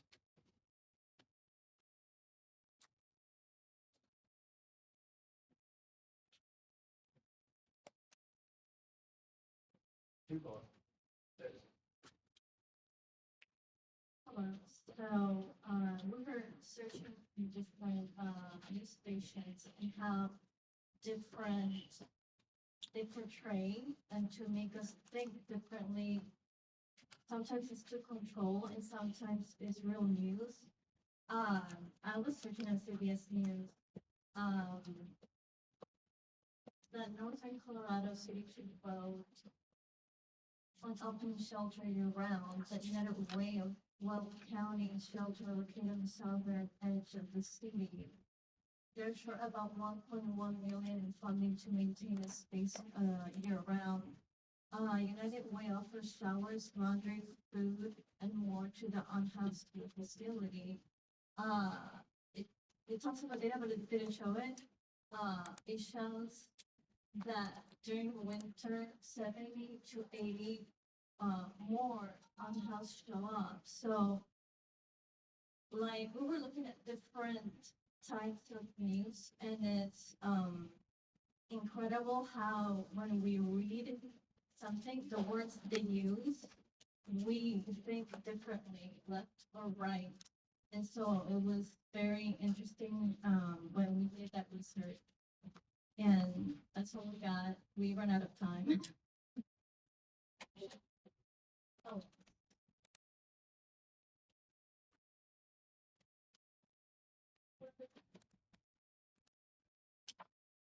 Thank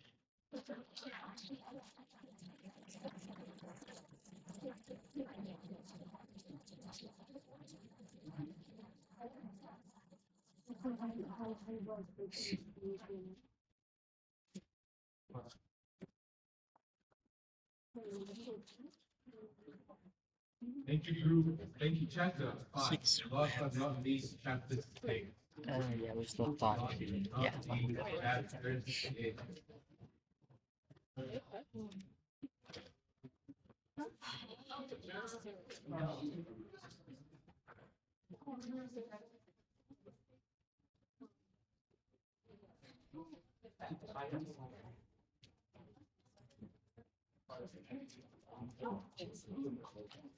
Hi. I'm good. What's up? You're fine. You did good. You were fine. We're the Tau Alpha Nu Nu Epsilon Rho chapter from Palm Street Community College in Anchorage, Alaska. I'm Dorothy. I'm the college president. Tanner is our college vice president. Drake is our vice president of college project, and Aiden is our vice president of HIA.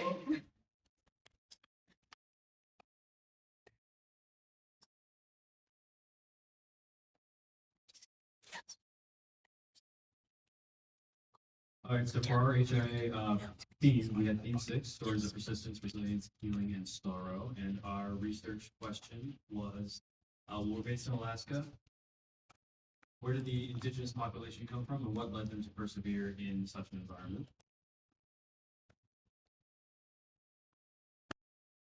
So now we're going to go into our findings. Our researcher will be listed at the top, and then our researcher source will be at the bottom. For the first one, we found that the indigenous people of Alaska used their knowledge of the environment, also known as traditional ecological knowledge, or TEK, to not only persevere and adapt in their land, but to also pass their knowledge and stories down to the next generation. Another way Native Alaskans persevered and adapted was by innovating new ways to hunt sea creatures such as otters, as well as creating partially submerged homes to protect from the harsh climate, such as the freezing cold and icy winds. Due to an act passed by the government, Native Alaskans were given back land verified through archaeological investigations and oral history, showing just how resilient their culture and history is.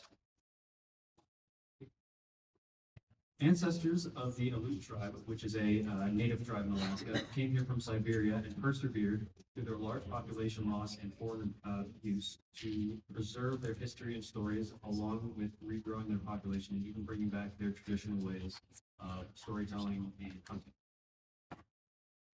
Currently, Native Alaskans are facing problems with climate change, as it is affecting their harvest, and yet through their resilience and preserved knowledge, they are bringing back ancient hunting techniques to face the problem head on.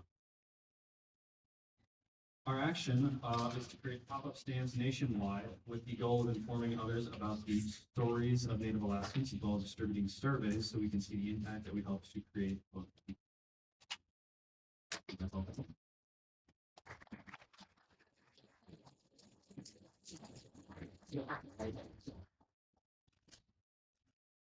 So I never used mine. So for a college project, we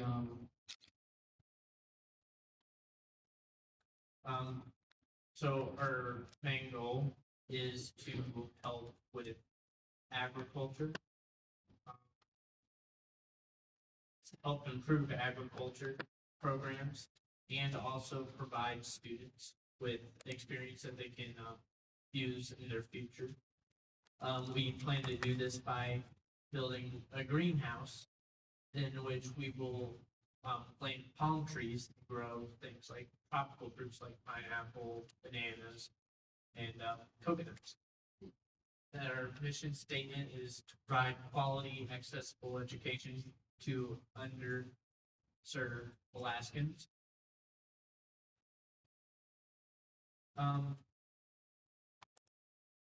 General supplies that will be included are grow lamps and catchment system.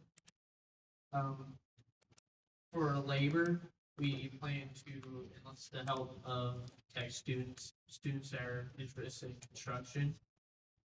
This is where experience comes into play. They'll learn how to build such things like greenhouse, work with concrete, and plexiglass.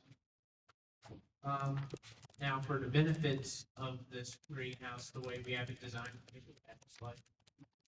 so as you can see, it's kind of like halfway into the ground. This gives it a geothermal system, basically acts as an insulator, which helps it stay warmer inside. Now, for our budget, is generously, or the state legislation of Alaska has generously covered it all, along with the grant writers. And for construction, we would hope it will be completed within 6 months, because after that it's winter in Alaska, and that's not really fun.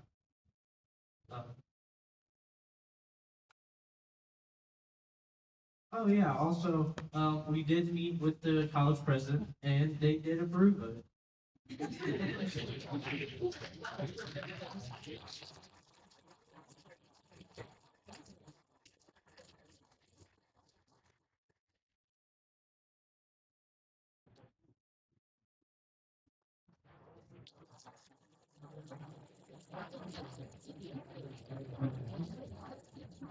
Thank you. Thank you for our captain. That was wonderful. That was wonderful.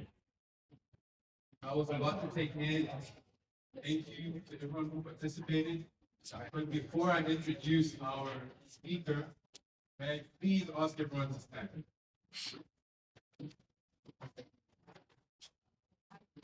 It won't be long, I promise. Putting a time in everything.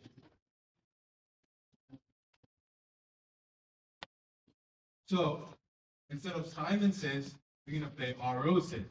Alright? So everyone knows how Simon says works, right? So instead of Simon, it's RO. So RO says put your left hand up.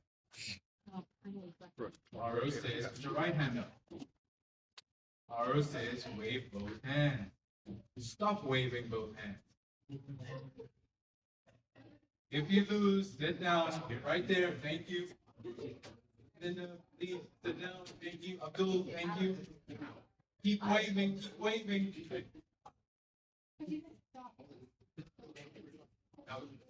I didn't say stop. Aro says stop waving. Aro says put your hands on your knees. Aro says touch your toes. No one's saying wrong. Oh no. Aro says stand back up. Touch your toes. Aro says spin around 2 times. Aro says spin around the other time. The other way. Ro says spin around the other way. Twice. Thank you. Ro says sit down. Ro says stand up. Ro says sit down. Ro says stand up. Ro says sit down. Ro says stand up. Ro says sit down. Sit down, please. Thank you. Sorry.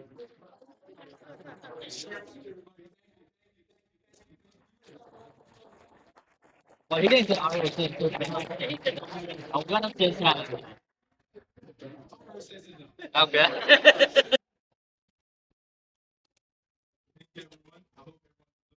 Wait. I'll get people to stand here. Then stand.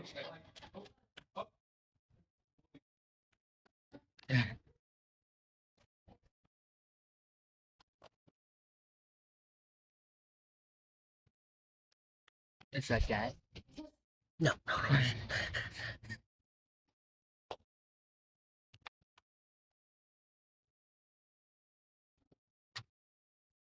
Right, before we introduce the great Japan nation, could the alumni please come forward?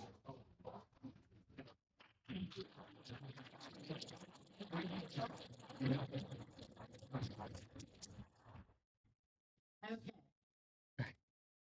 A lot of stuff that alumni do can come from obviously the students and everything like that. And so we do encourage you that if you do have some students, advisors, and you guys, everybody in this room, you know, the cool thing about Phi Theta Kappa and kind of why I stay and do this, I don't think I said this in the advisory meeting when they asked me, but I started doing this in January of 2012. And a couple years later, it was like the alumni advisors moved on out of education. Well, you have to be an employee at a community college to be involved with Phi Theta Kappa. And so we kind of changed things around, and that's when they changed it for our associate coordinator to that's Stacy's wonderful assigned job is to be the alumni advisor. Well, my students came to me and they're like, "Hey, you need to go do that." I'm like, "Dude, I barely know what college project HIA are. What do you mean go help with the alumni association?" And I went to Tammy, our regional coordinator for a long time at that point, and I'm like, "How long do you have to be here to be involved in the alumni association and be the advisor?" And she's like, "Okay, you're signed up." I'm like, "What? Wait." And she's like, "You're gonna be fine." And so I wanted to say this to the brand new advisors because we've got some who just started in August. I want to encourage you to don't give up. You know, sometimes we can be a lot and we like to have a lot of fun and we like to work hard and still have a lot of fun. But I just want to encourage you, new advisors, that you have all the support you can have. If you're not getting it, because you're not asking for it.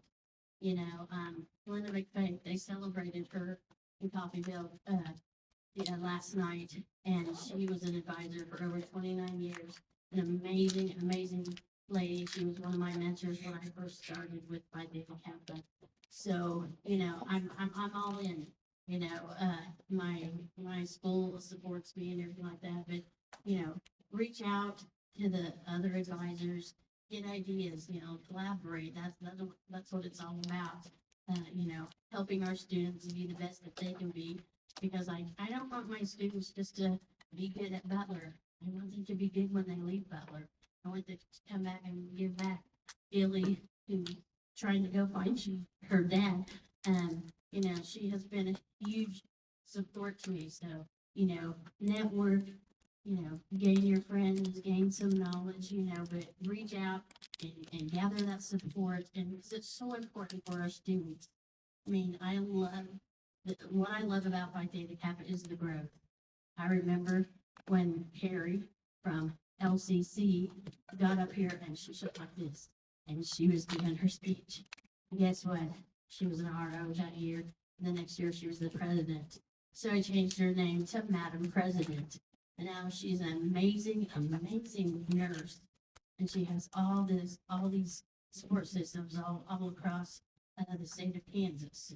And so you never know how you can help a student by just believing in them, supporting them, getting your training in, helping each other, sharing it with each other. It's just amazing to watch a student go from the shy, shaken person.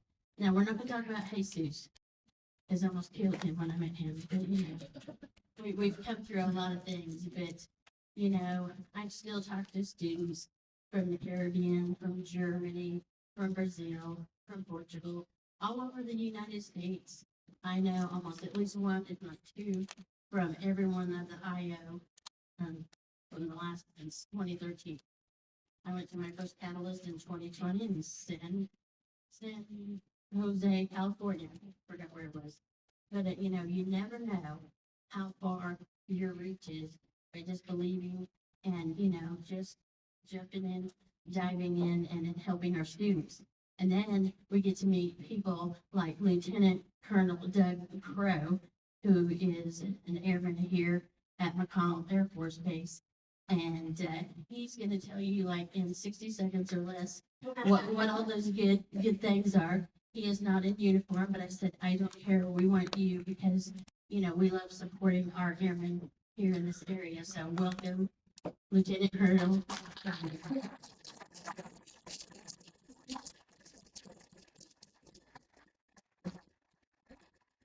Thank you.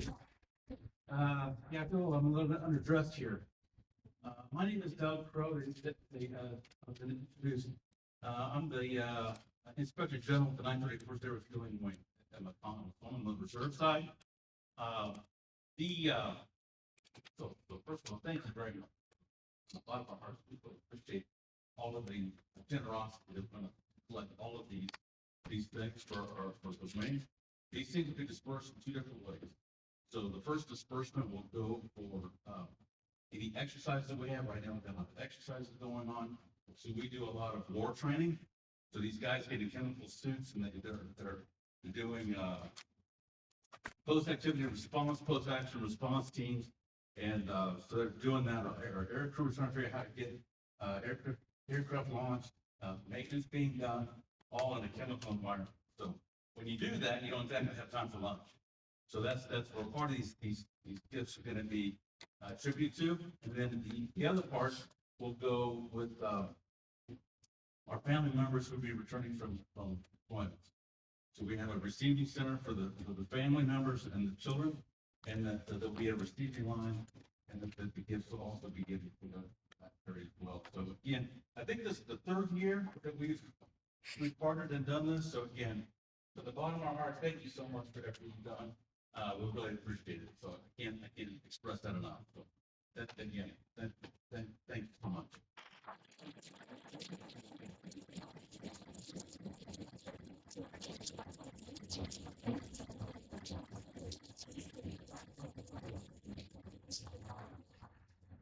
Very much, Lieutenant. Now, our guest speaker tonight is Dan here. Dan goes to work each day like many other men, dressed in a suit. The only difference is that instead of wearing a tie-looking suit, Dan wears a tail. You see, Dan has an unusual occupation. He is a professional mascot. For the past 35 years, Dan has served as Casey Wolf, the mascot, for the Kansas City Chiefs football team. Dan averages more than 150 appearances each year, and he has traveled throughout the United States and around the world, entertaining fans of all ages. In 2006, Dan became the first NFL mascot inducted into the Mascot Hall of Fame. When he began his career with the Chiefs back in 1990, Dan never dreamt that he would still be wearing a costume 3 decades later. But as Dan's family likes to say, old mascots never die, they just smell like it. The best way for me to introduce Dan Mears is by showing you the short video clip of him in action.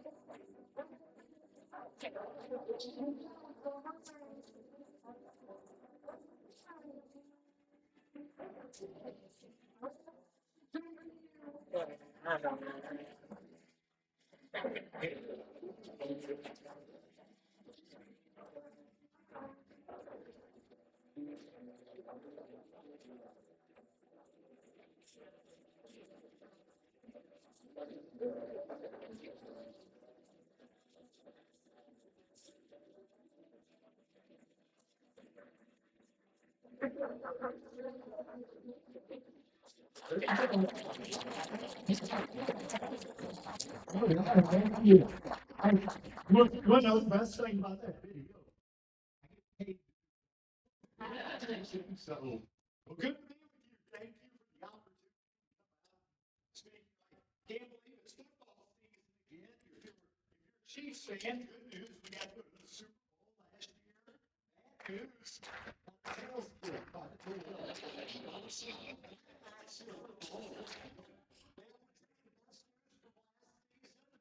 Casey Wolf became a grandpa. Not once, twice last year. My oldest granddaughter, she was due September the 19th, so I marked off how dates on my calendar so I could be there. She showed up 2 weeks early, September 5th. Chiefs home open. So didn't get to see her till the next day, but that's okay because being a grandpa is a lot of fun. Working for the Chiefs has been a lot of fun recently. First 29 years I worked there, I didn't get to go to any Super Bowls. I've been to 5 out of the last 6. Okay. Now, this was Super Bowl 59. There's a picture from Super Bowl 58. That was played out in Vegas. Got my picture from the famous Vegas sign. Then I drove across town because I knew this was going to be my mom's favorite picture. Got my picture from the Elvis jacket. Yeah. Then, of course, we won that Super Bowl. Never gets old to me. And now, even if you're not a Chiefs fan, I know you're probably not everybody's a Chiefs fan. Even if you're not, I know what you're excited about.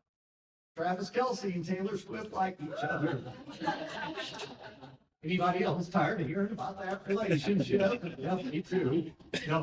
There's a rumor going around Kansas City. I don't know if you've heard it yet, that Taylor Swift is just using Travis Kelce to get to KC Wolf. But let's know that's just a rumor. Okay, I have no desire to okay, but even though I did get my picture with her. No. I got tasered trying to get that picture. I thought I'm in the costume, really a taser doesn't hurt. But there's a picture from Super Bowl 57. We won that one too, by the way. That was played out in Arizona. As you can see, they shoot off some little bit of confetti after you win the Super Bowl. Then I got a picture from Super Bowl 56. That's me on my couch at home. Didn't get to go to that one thanks to the Cincinnati Bengals, but I did get some from Super Bowl 55, the COVID Super Bowl. Me and the Buccaneers mascot in front of the stadium before the game. There's a picture of me inside the stadium right before kickoff, and there's a picture of me after Super Bowl 55. That one didn't go the way we wanted it to either, but that's okay because I happen to have a few from Super Bowl 54. This was my favorite Super Bowl. This is right after the game. I was on the field. Some guy walked up. He's like, "Well, want your picture with the Super Bowl trophy?" And I'm like, "I've waited 29 years to get my picture with this trophy." So, yeah. There's a picture of me and Sourdough Sam, the 49ers mascot, hanging out on Miami Beach. And then my favorite picture from Super Bowl 54. Somebody sent me a picture of me sunbathing on Miami Beach, right there. If you look close, I'm on the bottom of the screen. And then my other favorite picture is this one. Got to lead the Chiefs onto the field for the Super Bowl. I tell folks I love that picture, but don't be too impressed. The only person I outran on Super Bowl Sunday was Andy Reid, our head coach. I don't know if you've seen Andy. He's a great guy, great coach. He's not very quick, to be honest with you. But it is good to be with you guys tonight. As I said, my name is Dan Mears. I live in Kansas City. Back in Kansas City, I'm kind of known as the guy with a strange occupation. I'm a mascot. Now, when you're a mascot, the question that people always ask is, how did you get that job? Well, I got my start back in college. I dressed in a tiger suit at the University of Missouri. I did that for about 4 years. Then I graduated. I made mom and dad real happy. Yeah, you know this. All the smart kids graduate magna cum laude. I graduated thanks a lot. I graduated. Mom and dad are excited. My son were proud, but you gotta get a job. So, first job I got after 4 years of college, went out, got my first job working in professional baseball. I dressed up in a bird suit for the St. Louis Cardinals. Now, check out the bird legs on that bird right there. Now, Cardinals character called Fred. If you look at the picture, you can tell the guy who was Fred before he was a short guy. I'm pretty tall. I mean, his feathers covered a lot more than my feathers covered up. That's fun. Come on, Chiefs. They wanted to know if I'd be this character, KC Wolf. And I thought, I'm going to look a lot better work each day in gray fur than yellow tights, right? So took the job in Kansas City, and I've been with the Chiefs. I just finished my 35th season with the Chiefs. I love what I do. People always ask, what's the best thing about being a mascot? Well, number one, I get paid that goofy, which is nice. Used to get in trouble for that in school. I get a paycheck for it. So, number two, I get to go to work in a suit and a tail instead of a suit with a tie. So, I want you to know, I never looked this good for work. I did the collared shirt, the uncomfortable shoes for you tonight. So I do appreciate it. Number three, I get to meet all the Chiefs players, get to know those guys, which is kind of interesting. Number four, I get to hug all the Chiefs cheerleaders too. Yeah, I quit doing that, though, in 1993, because that's when KC Wolf got married to a fox, and the fox didn't like me hugging cheerleaders. And, here's a picture of my wife, right there. Yeah, that's my trophy wife. You can tell we were married a long time, started to look alike after 32 years. So, we even got matching swimsuits. Here's the rest of my family. All kind of look like big nose, big ears in my family. And then finally, here's what we look like out of costume. Get my shirt off. Been a couple years ago. I didn't know. My shirt back on. But here's the most most recent family photo. In our house on Easter, we play a game. If you lose the game, you got to wear the pink bunny suit for the family photo. No, that's who the loser was this year. On my, let's see here, my right, your left is my youngest daughter. She was the athlete in the family. She actually played college volleyball down at Louisiana Tech, down in Reston, Louisiana. Next to her is my son and his wife. My son just graduated from medical school, so he is 5 years. I just got a big raise. Okay. Yeah, I find that kind of funny. His dad is a mascot. He's a doctor. I don't know that much about genetics, but I do know those genes came from his mom's side. My wife and I are 2 granddaughters, and my oldest daughter and her husband, they live near St. Louis, Missouri. But I love being a dad. All 3 of my kids got to bring me in for show and tell back in kindergarten. Kind of fun. I used to go trick or treat with them too about 20 years ago. And of course, I was the wolf. My kids were the 3 little pigs. Sean, I've always told people, being a mascot is a great job, but the best job in the world is being a dad, okay? I'll tell you, it's being a grandpa is pretty good gig too, what I can tell at this point. But, now my kids are older and they're getting married, having kids of their own. So about 5 years ago, my wife and I became empty nesters. We're like, well, what do empty nesters do? So, what we did, we sold our house. We went and bought a house on a lake, and I never dreamed how much fun a mascot could have on a lake, okay? And my family now calls me the lake rat, but this summer I've been tubing. I'm getting pretty good at water skiing in a costume. And by the way, if you look at that picture, it doesn't look like Casey Wolf's got a life jacket. That's because I can't get a life jacket over the costume. But under the outfit, I got 2 life jackets on because that suit gets real heavy when it's wet. And I tell folks, I love Jesus, but that's not how I want to go to meet him. There's a large wolf out. And I show you why mascots wear 2 life jackets. This is the ski show at the lake I live at. They do a ski show on the 4th of July of every year. They always want the wolf to be a part of the ski show. Here was my start 2 years ago. I'm the guy in the orange shorts sitting on the dock. I looked pretty good to begin with. I felt confident. And things went south in a big hurry about right there. That's why you wear 2 life jackets in a costume. But every now and then I'll take the wave running around with. I will tell you what gets the neighbors' attention more than anything else that we do at the lake is when we take our whole family out on the pontoon together. And honestly, I'm not real sure if that's against our homeowner policy or not, but we don't care. We're having fun. Notice that pontoon ride's a little bit low on the backside when the whole family gets in there. But y'all, I love what I do. Being a mascot is just a lot of fun. But I once read this, that if you ask a man his occupation, all you're going to do is you're going to find out how he pays his bills, right? But if you ask a man his preoccupation, then you'll discover the passion of his life.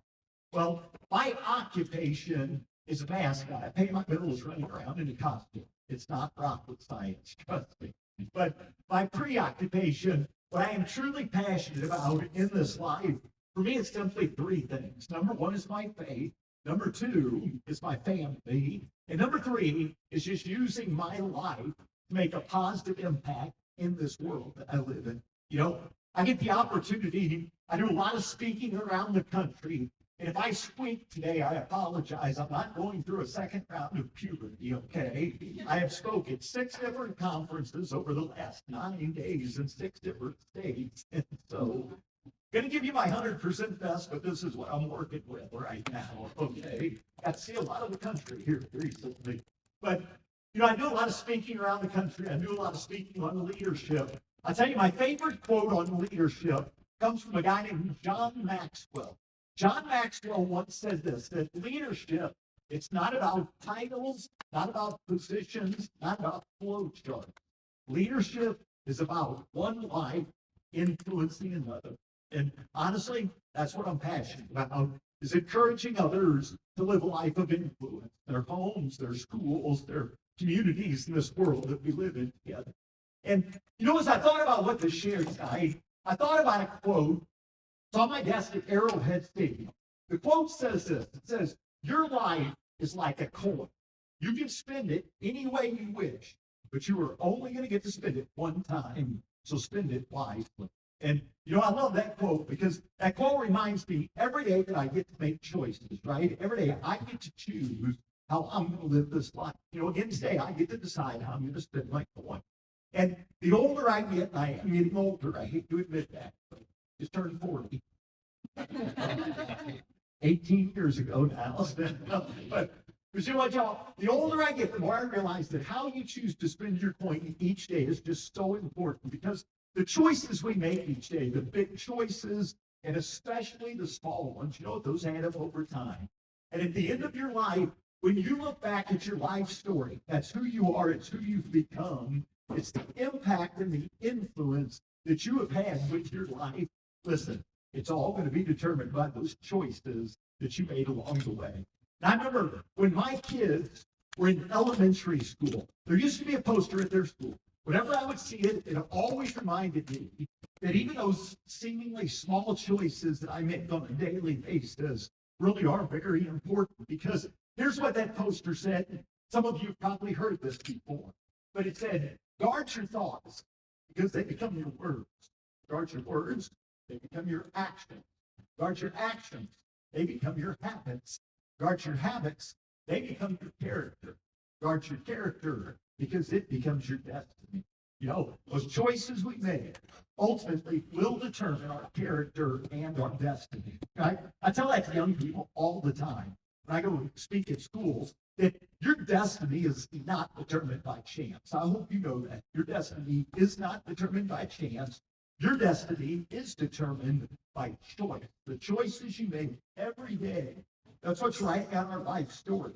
And when you think about it, all of us here, we're all writing a life story. Every day is another sentence. And I once read that since you're the author of your story, you get to decide each day whether that sentence you write is going to end with a period, a question mark, or an exclamation point. And, I've always tried to teach my own kids that if you're going to excel in life, if you're going to be successful in whatever you choose to do, then you need to do your best to live each day so that it ends with an exclamation point. And, in the short time that I do have with you tonight, I know I'm the guy before karaoke, and I know you guys are getting ready to sing karaoke tonight, but they asked me to come in and to share a little bit of my own life story. Now, if I was going to be honest, I would tell you the chapter of my story I'm going to share tonight, in many ways, it's one of my least favorites because it's been one of the most difficult and by far the most physically painful. But the reason I share it is because in other ways I see this as one of the great chapters of my life story. Because through this chapter, I've learned some incredibly valuable life lessons. But the chapter I'm going to share with you tonight, it begins November the 23rd of 2013. I tell folks that I'll always remember the day, because on that day, I literally came within inches of losing my life. Now, thankfully, instead of losing my life, I spent 9 days in a hospital. I got some big scars. And I had a guy tell me one time that scars are just tattoos that come with a cool story. Right? Today, I'm going to show you my scars. If I do that, I'll never get invited back to another movie. Trust me. So I promise you not to show off my scars. But I do want to share a little bit of my story. But the question I've been asked hundreds and hundreds of times over the past, it's been, 11 and a half, almost 12 years now, is what happened to you? How'd you get hurt?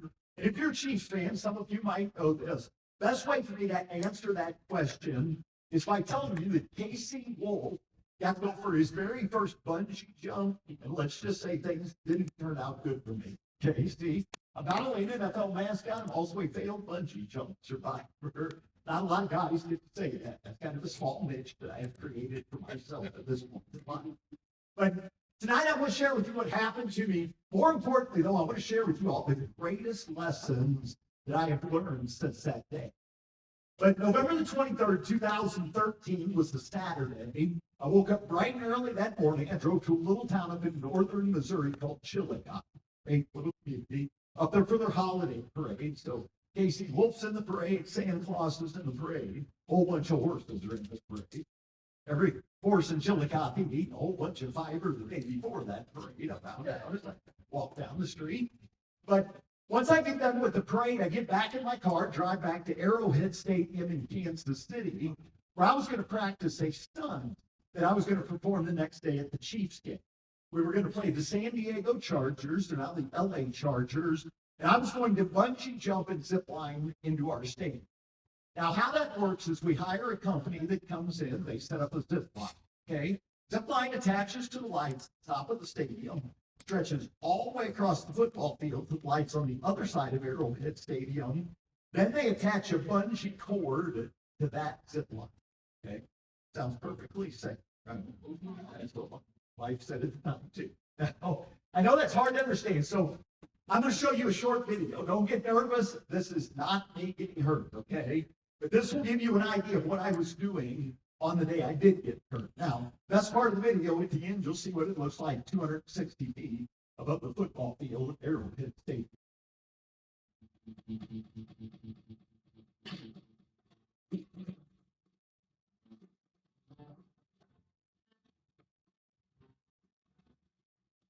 Does that look like fun?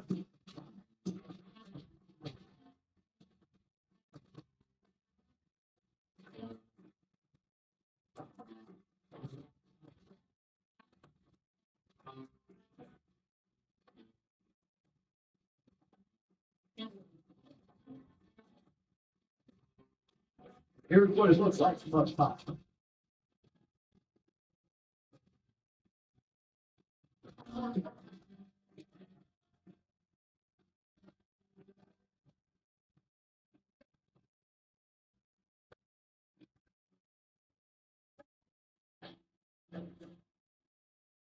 I love watching your faces. There's always one or two smiling, thinking that looks exciting, and then there's always a whole lot of people shaking their head, thinking that guy's an idiot, right?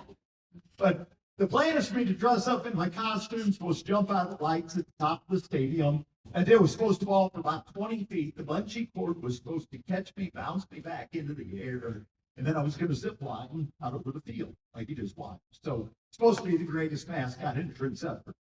Well, unfortunately, that day things did not go as planned, because when I jumped out of the lights, because of the slack that they still had in the zip line, instead of falling 20 feet, I fell approximately 70 to 75 feet, and I hit the seats in the upper level of the stadium. Hit the seats so hard, I knocked 2 seats out of the concrete. So if you ever go to Arrowhead, swing by section 324, row 32, seats 22 and 23. Those look a little bit newer. But after I hit, I still remember this. I guess my body went into shock. I was just shaking. My whole body was shaking. I was really struggling to breathe and to talk. And I'll be honest, at that point, I was scared. I just wanted to get down. Well, unfortunately, if your bungee cord is attached to a zip line, listen, there's no way to get down halfway through the ride, okay? This is like a roller coaster. So if you go to a theme park, get on a roller coaster, you're not going to get off a roller coaster until it comes to a stop. Well, same was true for me that day. Like I said, I jumped out of the lights, I hit the seats. At that point, the bungee cord yanked me back into the air, and then I started the zip line out over the field like you just watched in this video. Now, I wish I had time tonight to share with you all the details of what happened that day and how I can look back on this. And trust me, I have thought about this so many times, but the fact that I'm still here, okay, the fact that I'm alive, I can come and eat snacks with you nice folks and share my story makes me extremely great, okay? Now, I'll warn you tonight, sometimes in life when you're extremely grateful for something, like the fact that you're still alive, you know what will happen? Sometimes that'll make your eyes water, okay? That's a good thing, because somebody told me once, if your eyes don't water, your head will swell. Think about that. See, my eyes water, it's so I don't get a big hit after all these Super Bowls I've been going to. But I got to make a long story shorter, so I don't cut into karaoke time tonight. I got to do something that day that was never on my bucket list. I got to ride really fast in the back of an ambulance. Okay, they hauled me straight to the hospital. As soon as I get there, there's all these doctors, nurses. They wheel me in. They start doing CAT scans, X-rays. They're checking me out, head to toe and inside out. And here's what they found. They discovered I had broken 7 ribs on my left side. I'd also collapsed my left lung. That's why I was struggling to breathe. My left lung collapsed. I don't know if you've ever collapsed a lung, how they fix that. They give you a chest tube. And I don't know if you've had one. Don't put those on your bucket list, okay? Because here's what I do remember. A doctor looked at me and said, Mr. Mears, it's just a small tube. We're going to insert that into your chest cavity. And he said, and I quote, you might feel a little bit of pressure. Well, apparently he'd never had a chest tube in his life. It was a whole lot more than a little pressure going in and coming back out. But not only had I broken the 7 ribs, collapsed my left lung, they also found that I shattered my tailbone. I cracked my sacrum, the bone your tailbone attaches to, and a big gash on the back of my left leg here that required a lot of stitches. And I got several units of blood because I'd lost a lot of blood after hitting the seats. But then my worst injury, they found I'd broken the T12 vertebrae in my back. And the next day I had surgery. They gave me these new titanium rods. That's a picture of what my back looks like now. Those rods are what stabilize that part of my spine. And then they were also nice enough to give me A to B. Now, I don't know if you can see it from where you're sitting. You can see them in the x-ray there. These are the screws that hold my rods in place back there. Now, if you look close at that, that looks like something you could get over at the local hardware store. Apparently, these are a little more expensive than the ones they're currently selling at the hardware store. But here's what I remember most about that night of November the 23rd of 2013. Here's a picture of what I looked like. And you probably think, you don't look very good. Well, I didn't feel very good that night either. But here's what I remember most. The doctor walked into this hospital room, told me all my injuries, explained I was going to have surgery on my back the next morning. He's walking out of the room. He got to the door. He turned around. He looked at me. I'll never forget his words. He said, Mr. Mears, he said, I hope you realize tonight you're a very, very lucky man. He said, if you fell 75 feet, he said, number one, you're lucky to still be alive. He said, number two, you're very lucky you're not paralyzed right now. And, you know, that night in that hospital, I thought a lot about what that doctor said. You know, I thought about my life. You know what I thought a whole lot about that night? How I was choosing to spend my coin each and every day.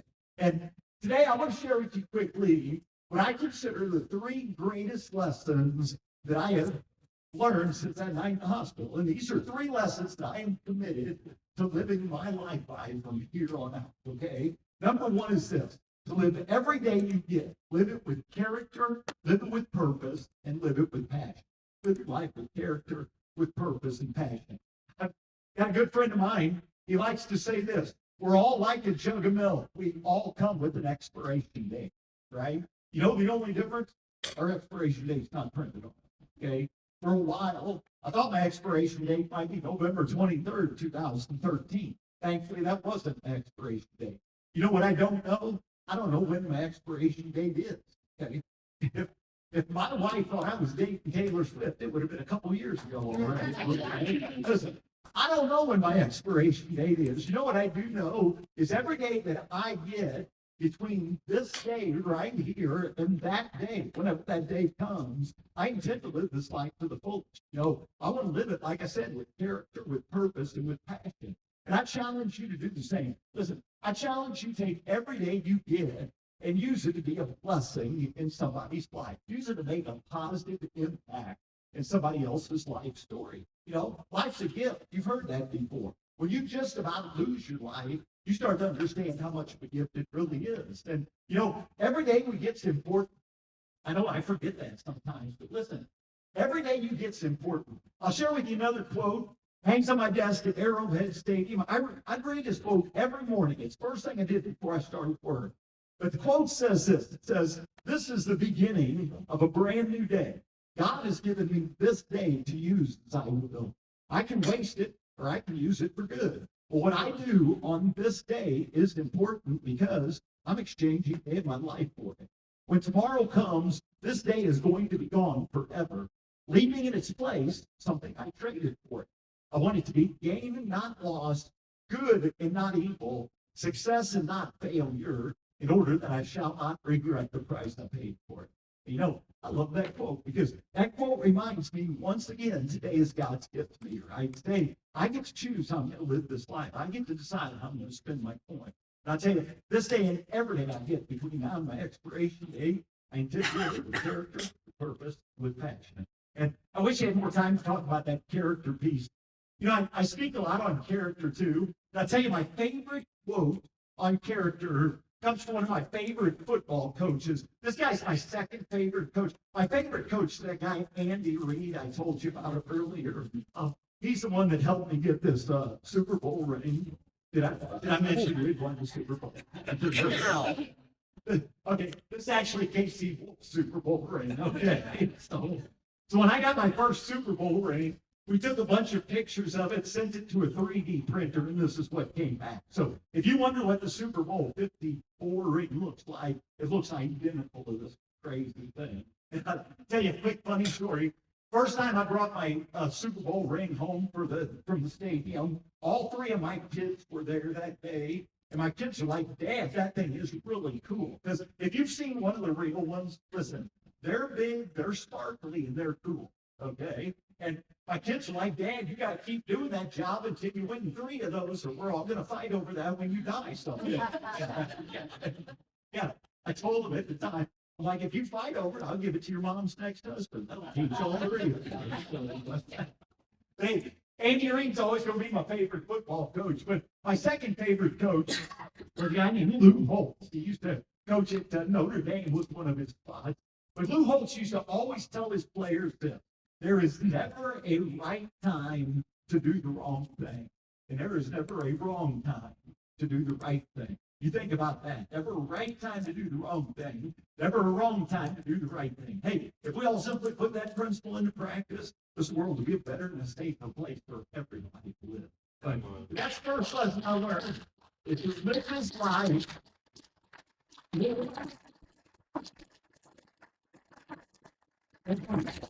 live with character, purpose, and passion. Let me share with you the second lesson I learned. This is something my mom tried to tell me in high school. I didn't think she was that smart at the time. Come to find out a few years later, she was a whole lot smarter than I was at the time. I remember my mom used to always tell me and my 2 brothers this: the most important things in this life are not things. The most important things in life are relationships. And come find out, my mom's a pretty smart gal, because I spent 9 days in a hospital. Listen, not one time did I think about how big my house was, how nice my car was, or whether I had the latest smartphone. Okay, not once did I think about whether I had the latest fashion clothes either. As a matter of fact, for 9 days I wore that same outfit. It wasn't fashion. It was well ventilated. You ever seen those hospital gowns? You ever got to wear one? You know what they say about wearing a hospital gown? It's kind of like owning a bad health insurance policy. You only think you're fully covered. Right? I remember right after surgery, they always try to get you up and start walking quick after surgery. That's when I found out why they called it the ICU at the hospital. I love that slide, but you guys, you spend 9 days in a hospital bed. You get a lot of time just to lay and think. And it was during those 9 days, I was reminded over and over again that the most meaningful things in my life, it's not my thing, not my stuff. You know what helped me get through 9 days in hospital? And it's 6 months of very painful therapy and rehab, just day after day after day. 3 things: my faith, my family, my friends. And guess what? All 3 of those things, those are all relationships, okay? My faith, that's my relationship with the Lord. I tell this folks all the time. My goal as a man, every day I get out of bed, listen, it never changes. My goal is the same every single day. Get up, go out, love other people. Not judge other people, that's easy to do. Go out, love other people. That's not easy to do. How many of you know this? Some people in the world are hard to love. Don't act like you don't know them. And if you don't, come to Kansas City. Let me introduce you to them. Hey, love them anyway, because listen, one of these days when my life story is complete, you know, that when people are sitting around at my funeral, I could care less if they know I was in the Mascot Hall of Fame. You didn't even know there was a Mascot Hall of Fame, did you? Nobody does. Yeah. I could care less if they know how many years I spent as a mascot for the Chiefs or how many Super Bowls I may have gone to. Because, listen, one day when my stories come to me, on that day, listen, I don't want to be remembered just for what I did. How I hope to be remembered on that day is for who I was. And if the only thing people ever say about my life is that I love the Lord and I love people, I'm good with that, okay? You put that on my tombstone, I figure that's life lived well right there. But but that's my fame. Secondly, is my family, my wife, my kids, my parents, my in-laws. I'm blessed to have a great family to support me through those challenging times. And then finally, my friends, my neighborhood, my church, my coworkers, just so many great people. They bring a meal to us, they stop and visit with us, and because they knew I was sitting at home bored still. But I tell you what that taught me though is a very important lesson that life is a team sport. We need each other. What you are doing here right now is important, guys. I'll give you another little piece of mascot wisdom. It's the banana that gets separated from the bunch. That's the first one that gets eaten. Don't think too hard about that right now, okay? And like I said, that just means life is a team sport. My mom is right. The most important things in this life are not things. Most important things in life are relationships. And let me share with you one last lesson I learned after I got hurt. And I learned this in January of 2014. This is a couple months after my bungee jump. I'm on my way to another physical therapist appointment. I called him my physical terrorist. If you've been there, you know why. On my way to another appointment, and I'm feeling sorry for myself. I don't know if you've ever lived with pain. I still live with pain as a result of my accident, and it's no fun. Okay, you don't get a vacation from it. It will wear you out physically, emotionally. A lot of days are discouraging. Once in a while, you get days that are flat out depressing. And this is one of those days I'm driving to another appointment, having a pity party. And by the way, those things never work. So you can save your time, okay? And I'm listening to the radio station. This radio personality comes on. He says this: every morning that you wake up, everybody's got something to complain about. Everybody's got something to be thankful for. So whichever one you choose to focus on, that will determine your attitude for the day. And I still remember I was sitting in my car and I'm like, no, what? I think I might have learned a valuable lesson right there. I learned it. Yeah, I guess I can sit and complain that I had 7 broken ribs, or I could choose to be thankful I had 17 good ones that weren't broken yet, right? And always be worse. I realized I could complain about my collapsed left lung that still wasn't back to normal. I wasn't sure what was going on. I couldn't see it, but something wasn't right. Or I can be thankful God gave me 2 lungs. The other one worked just fine. Okay? I realized I can complain about all the new scars I have on this body, or I can be thankful if I keep my pants and shirt on like I'm supposed to. Nobody gets to see those scars, right? Not like I'm a Chippendale, I'm a mascot. I wouldn't have made the Chippendale Hall of Fame. I should probably tell you this too. That picture I showed earlier, that was photoshopped, okay? I really don't look like that with my shirt off. Shocking, I know. You guys, that day I wanted to complain that once again I woke up with all this pain again, my back, my tailbone, my ribs. But for the first time since my bungee jump, I actually stopped that day and I told God thanks for my pain. And by the way, that is hard to do. Okay, I think I'm pretty good about saying thank you for my many blessings. Saying thank you for pain is hard. But I did. I thanked you because I realized if I couldn't feel pain, I'd be dead or I'd be paralyzed. And then I thought about that. Death, paralysis, pain. Guess what? I got the best one out of the 3. Mother Teresa once said this. She said, it's okay to have pain in your life. It's not okay to be one. I love that quote. That quote reminds me every day, it's okay if I've still got a pain in my rear. It's not okay for me to be a pain in your rear. Right? I bet you got a few pains in your rear. Both look at each other right now. Guys, I tell folks I feel best when I'm active. So you come to the Chiefs game tomorrow, playing the Raiders tomorrow. You see KC Wolf running around doing his thing. I feel a lot better than if I sit around. If I sit around, everything tightens up, everything hurts again.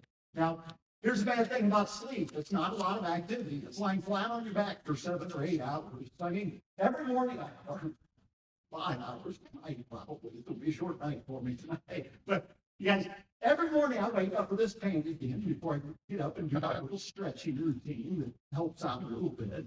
Most guys wake up, drink a cup of coffee. Not me. I wake up, roll around on the floor, trying to get my back to loosen up a little. But every morning I get out of bed, I realize I get to make a choice. And listen, you get to make this exact same choice. But when my alarm goes off each day, I realize I can choose to rise and shine, or I can choose to rise and whine. And I don't want to be a whiner. Whiners don't make a positive impact in this world. Okay, whiners don't have a positive influence in the lives of others. You guys, We've been to the past 3 Super Bowls. And you would think that that 3-year period would be some of the best years of my life. And if I was going to be honest, I would tell you it's not even close. It's been the hardest 3 years. Some of you may know, shortly after Super Bowl 57, my wife was diagnosed with ovarian cancer. Okay. She had surgery, and we spent the next over a year doing treatments and chemotherapy. And last August, we thought she was cancer-free. We were ready to celebrate. We had a party planned for her. We had a vacation planned. We ended up having to cancel both of those because she started to feel bad again. So we went back to the hospital and ran more tests, and her blood counts were just going crazy. And we found out that she had acute myeloid leukemia. And so once again, back in the hospital, chemotherapy, trying to get her cancer into remission. On December the 31st this past year, my wife had a bone marrow transplant. Anything about leukemia, the first 100 days after that transplant are the most critical, okay?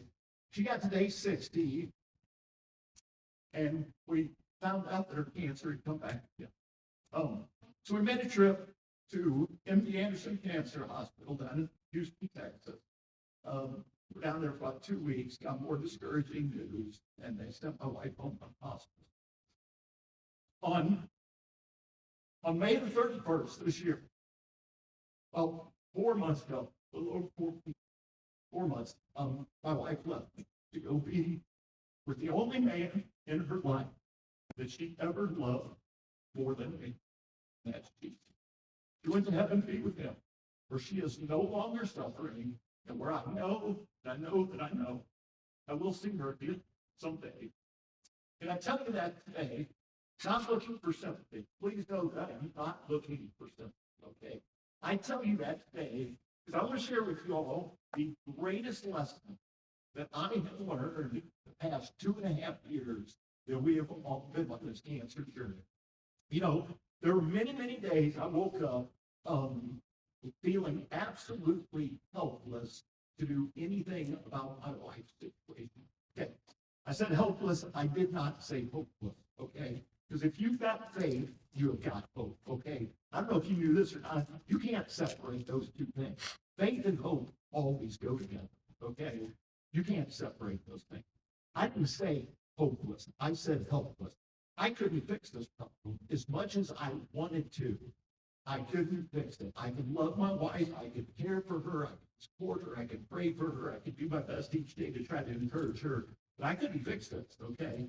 And so there were many mornings I woke up with this heavy feeling, okay? And on my way past my dresser each day, I always pictured I had 2 bags that sat on my dresser. I had my bag of burdens. I had my bag of blessings. Every day, I got to choose which bag I was going to pick up. And you know what I discovered? I'd wake up in the morning, and I'd look at the bag. You know what? That bag of burdens looked absolutely huge. And I tell you what, that's a heavy bag to carry.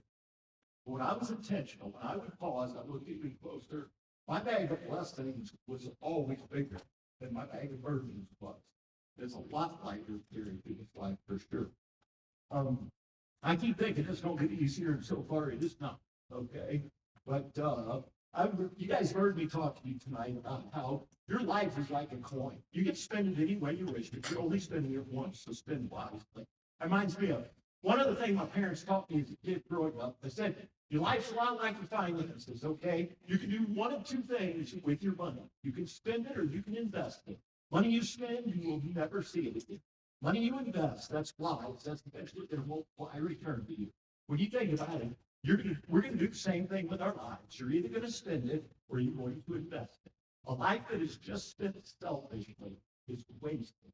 But a life that's invested in helping others, encouraging others, serving others, just like you are doing, guys, that right there is going to bear fruit for a long, long time. So my challenge to you tonight, take your coin, be an investor. not only with your money, more importantly with your life. Take your coin and invest it. By living every day you get. Live it with character, live it with purpose, live it with passion. Take your coin and invest it by making relationships priority. Finally, take your coin and invest it. Learn to live like a shiner, not like a whiner. So I believe we put those things into practice. Our homes, our schools, our communities. This world's going to be a better place for all. So I will share one last lesson I learned. After I got hurt, you probably know this now that we went through COVID together, is there is nothing good on daytime television. You know that. I was losing my mind. Okay. I'm used to being an active guy. I'd go to my physical therapy appointment. I'd come back home. I spent a week searching, trying to find anything worth watching. And I mean, there's nothing. So what do you do if you're off work for 6 months? You don't have anything to do. I thought, you know what I'm going to do? I'm going to write a book. So I did. Wrote a book called Wolves Can't Fly, since I proved the wolves cannot fly. This book, all about my career as a tiger, a bird, a wolf, place I've been all over the world, people I've met, crazy mascot stories. I can stand here all night and tell you crazy mascot stories, okay? I brought 5 women down the aisle on their wedding day, dressed in costume. Oh, yeah. I've been best man in 10 or 11 weddings, and I didn't even know who the groom was. I was his best man. I stood in a wolf suit wearing a tuxedo, holding a ring in my paw. Last year, I checked the new one off the list. I got to be a flower girl. You got the money, I got the time. And it tells a story about what happened to me November 23rd, 2013, all the lessons I've learned since that time. A lot of the quotes you heard me use are in the book. But I tell those, the reason I promote the book whenever I go speak at conferences all over the country is I don't make a dime off the book. All the money we make off book sales, we give it away to charity. We do a lot of work with food banks, homeless shelters, and orphanages. And I want to close. I want to show you guys some of the places we help support with these book funds. This is by far the most rewarding part of my job. Okay, I'm not that. This right here's an orphanage in Haiti. This is one of the greatest trips I ever took. It was right after the doctor said, you're strong enough, you're healthy enough, wear your costume again. I took this trip to Haiti to work at this orphanage, and I learned another great lesson. You know, when I was doing all the therapy and rehab, I spent most of my time at home. You spend all your time at home, and guess what? You start to live in a small world. You live in a small world, all your problems seem huge. You go to a place like Haiti, you work in an orphanage where they don't have hot water, they don't have air conditioning, you sleep under a mosquito net on a really, really uncomfortable bed.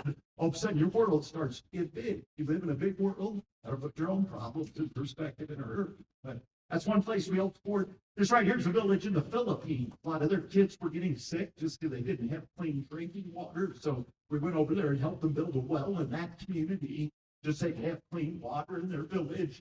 Then a little closer to home, you may do this in your community called Shop with a Cop. That's my cop outfit. But we donate money so underprivileged students can buy Christmas gifts for their families at Christmas time. And then this next one. I spoke here not too long ago. It's the Kansas City Rescue Mission. It's one of the homeless shelters in downtown Kansas City. Every year they do a thing called the toilet paper challenge. As you can imagine, we go through a lot of toilet paper at the mission. So they do a toilet paper challenge to collect toilet paper. Well, I've sold a bunch of these books, so I was just going to buy a bunch of toilet paper. So I did that, but I thought, you know, I should team up with a school too. So I went to this elementary school that's close to my house. I talked to the principal and I said, let's do this. Have all the kids bring toilet paper. Whichever class brings the most, I'll buy pizza and we'll have a pizza party for that class. Well, I don't know if you knew this, but kids like pizza. I know a lot apparently at that school. They went nuts. It took us a month. And from what I had purchased from book sales, what these kids all brought in, we ended up with over 16,000 rolls of toilet paper. Yeah, COVID didn't start that shortage. He said, big truck. It took 2 of these trucks to get all the toilet paper down to the mission. I told you I spoke there not too long ago. They're still white and with stained toilet paper. We had a couple of years. You know, I can eat more. Like we're still good. Like we're running low on our toothbrushes. So I went back to school. We just dropped them off 6,000 toothbrushes. I'll be piping and brushing forever. Couple more quick ones, and I'll wrap this up for tonight. This right here is a leper colony in India. Leper colonies still exist. And so we were over there. We spent one day just trying to love on those people, somehow be a blessing in their lives. The reason we're in India is we help support several orphanages there too. They call them hope homes in India. Also got to have fun in India. Got to ride a camel in a wool suit. They just don't get to do that in Kansas very often. You had so much fun on the camel. We rode the elephant too when I was over there. And then one of my more recent trips, had the opportunity to go to Africa, to Tanzania. This is a school that they're starting up a feeding program that we're blessed to get to help support. I tell you my favorite thing about this trip, the students in that picture right there, they'd never seen white people, okay? If they'd never seen a white guy, I promise they'd never seen anything that looked like KC4. So that was a fascinating trip. They have all kinds of good friends. And then two more quick ones. This is a girls' orphanage in the Dominican Republic that we help support. I'll show you my favorite picture from that trip is this one right here. As a matter of fact, I like that picture so much, I wrote another book. So I call it Mascot on a Mission. And I use that picture right there as the cover shot. So I'll close with this tonight because I've talked long enough. I have folks ask me this all the time. Why does a 58-year-old guy still wear a costume? I'm sure my father-in-law thinks that every day. Okay? Why the 58-year-old guy still wear a costume? You want to know the answer to that question? Is that picture. Okay, that picture says, oh, guys, I want my life to make an impact. I really do. I don't know if you know this or not. You're young. But remember this, life is short. Okay, I've been reminded of that way too much this summer. A month after my wife passed away, my dad passed away. Okay, I've been reminded over and over that this life is temporary. We only get a certain number of days here. You know what? I want this world to be a little bit better place just because I was here for a short time. Okay? I want every person I mean every person, to walk away after an encounter with me. I want them to know they're loved. I want them to know they're special. I want them to know somebody in the world really does still care. Okay? And there is no exceptions to it. I don't care if they're young or old. I don't care if they're black or white. I don't care what their abilities or disabilities are. I don't care who they voted for last election.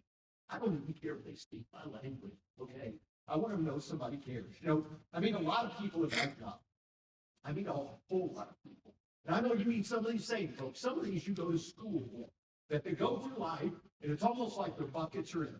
You know what I'm talking about? They seem discouraged, they seem depressed. The wonders my life matter. Does anybody out there really care? And you know what I think that is too often in life, we go through life and we are passionate. Boy, we get passionate about things that don't really matter. And then we're passive about those things in life that really should matter. You want to be a difference maker, you want to make an impact in your home, your school, your community. Here's my challenge to you. Learn to live life for the things that matter. It's a rewarding way to live life. So I keep doing what I do. I love football. Hopefully win a couple more Super Bowls. I still got fingers. I can't ring this. But that is not why I do this job. The reason I do this job is every day I get the opportunity to hopefully go out and make this world just a little bit brighter place for others. Just by the way I choose to live life. Just by the way I choose to invest my point. So that's my challenge to you today. As you leave this conference, as you head back to where we're heading to, take your coin and go out and look for opportunities to make an impact in honest stuff, just like you. So, you know one reason I love speaking to you all? You're a lot better behaved than the Chiefs fans I work with there. Bet you didn't have a tailgate party in the parking lot before you walked in. Thankfully, you're drinking lemonade and water and not but hey, if anybody is interested in books, I did bring some books with me tonight. If anybody is interested, I'm just going to throw them on that table over there. Books are $15 if anybody wants a book. I've also got some of these pictures.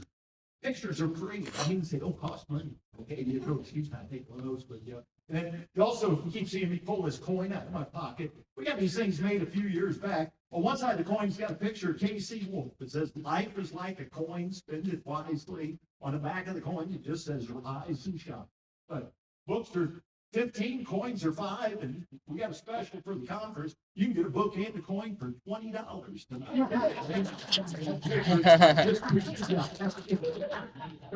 Just for you guys. Great. I do want to know, I had a lady call me That's my mom. Only person that has told me at this point. Okay, I'm not gonna promise you these are the best books you're ever gonna read. Here's what I do promise you. They got a lot of pictures in the middle, and some of you don't like to read anyway. And I'll promise you, all the money we make off this, we're just giving it away to others anyway. So I'll show you one last picture. Oh, hey guys, last summer I had the opportunity to take my son and my youngest daughter out of Mexico City. We went to this children's home in Mexico City. This is a children's home that rescues kids from human trafficking. Okay, you go down there, you see their faces, you hear their stories, it'll break your heart. Okay, I come back from all these trips the same way.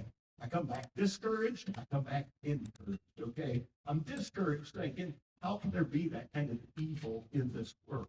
I'm also encouraged knowing, you know what, there are people down there that are doing something about that problem. And if all I've got to do is lug a bunch of books through airports everywhere I go and sell books and send them money to help support what they're doing, hey, I'll do that every day of my life.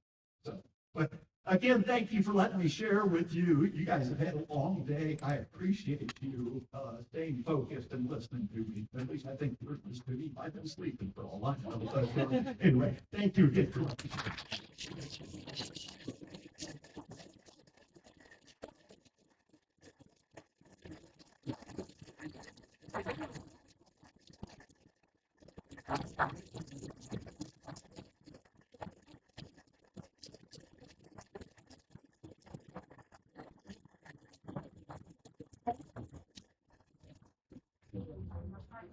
Thank you, Dan.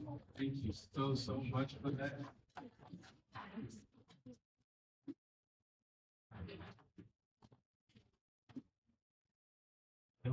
This may not be the moment. So I will get in you. Are you thinking about appreciation? It'll keep me awake on the way home tonight.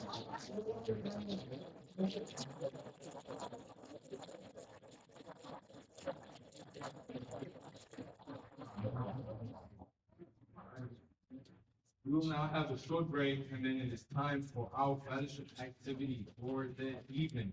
We will have karaoke until 9 p.m. in this room, and tonight we'll say our goodbyes and travel home in the morning. We want to encourage you to follow our Facebook page, Twitter, and Instagram pages for the region, so we can all keep in touch between now and spring convention. We wish everyone a safe trip home and look forward to seeing everyone in person in late February in Heartland Park. I now adjourn the 5th General Session and the 2025 Heartland Hall Conference.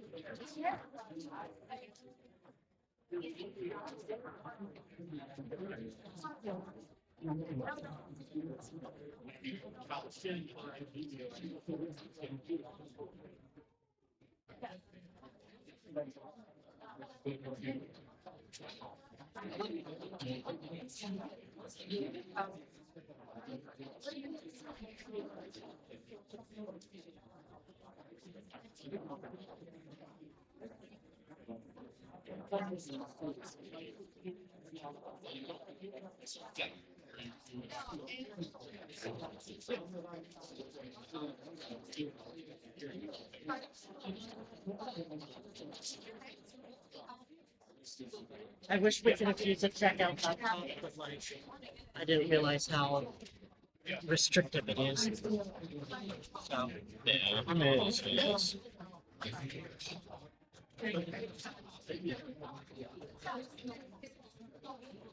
where is? Oh, it is in the karaoke room.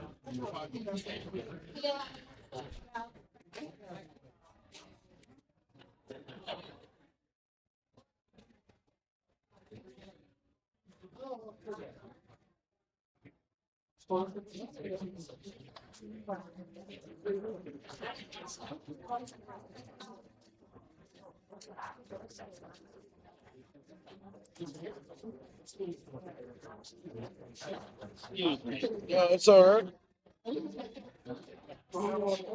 Oh, Keep me getting to you. that was amazing. That was amazing.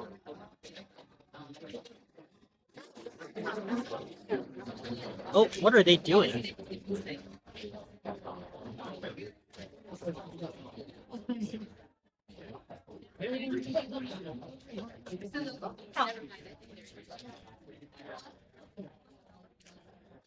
Are they?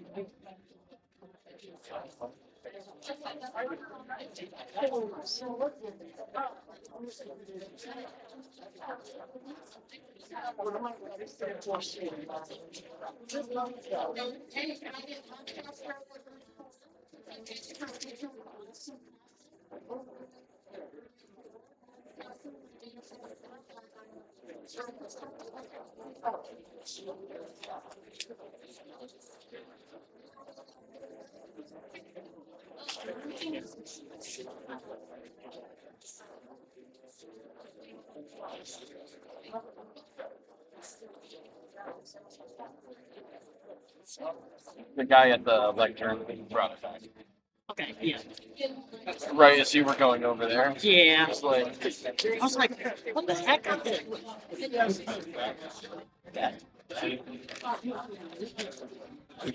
This surprisingly has a lot of battery. Like, more than 12 hours. Oh, shoot, I turned it off.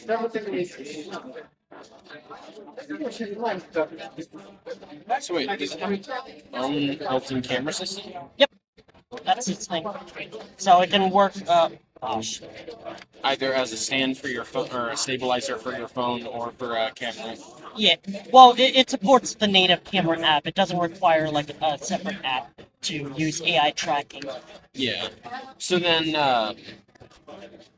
how good is that onboard camera? Or do you usually reach for an iPhone whenever possible? Oh, no, because the iPhone is attached here, so I can't even use my phone. So I use this, thing to control it, and I can be able to activate AI tracking. That's why it's connected on this thing, to keep making sure that it gets charged.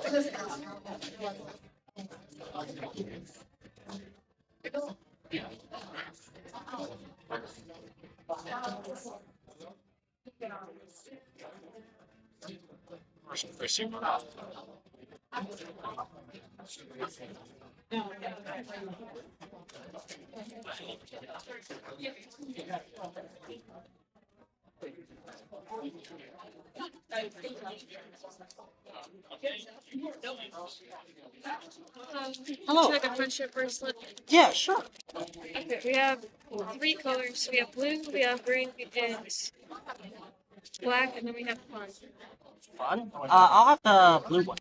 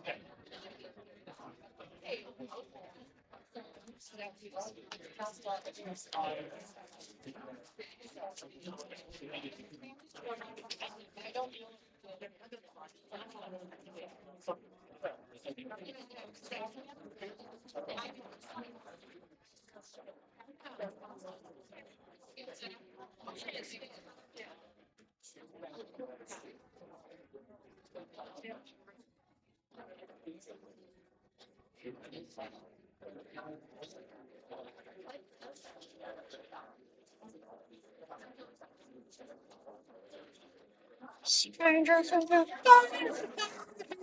shadows, searching in the night. Street lights, living just Sounds like they're not doing period. It's too late. So after Carly takes her pictures, we'll just head out. Oh, Okay?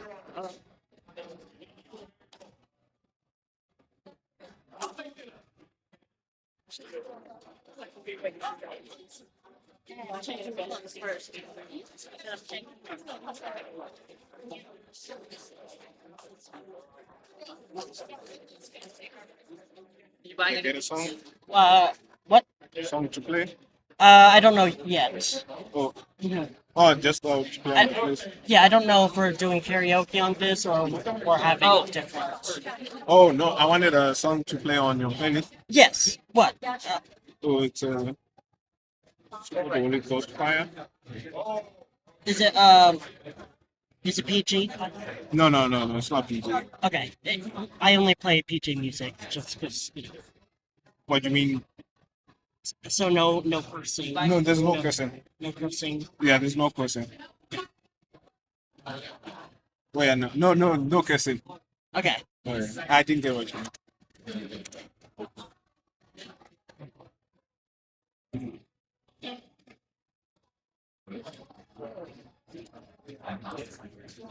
Okay, it should be after. Okay.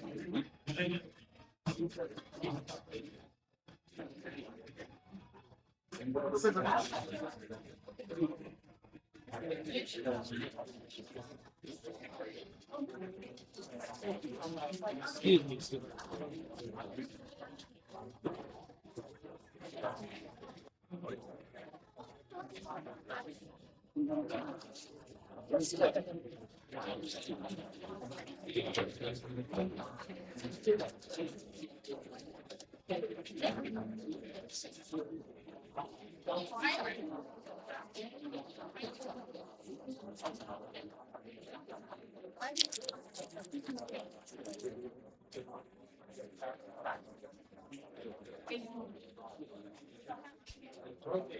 So, also, quick question. Yes. Was this all on YouTube?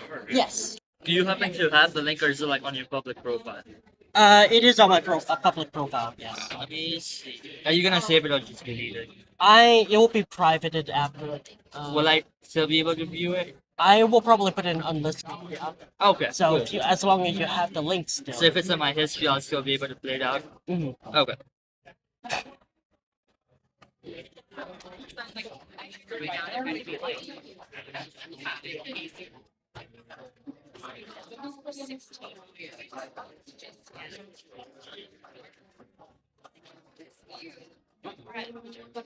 So I hear there's no karaoke.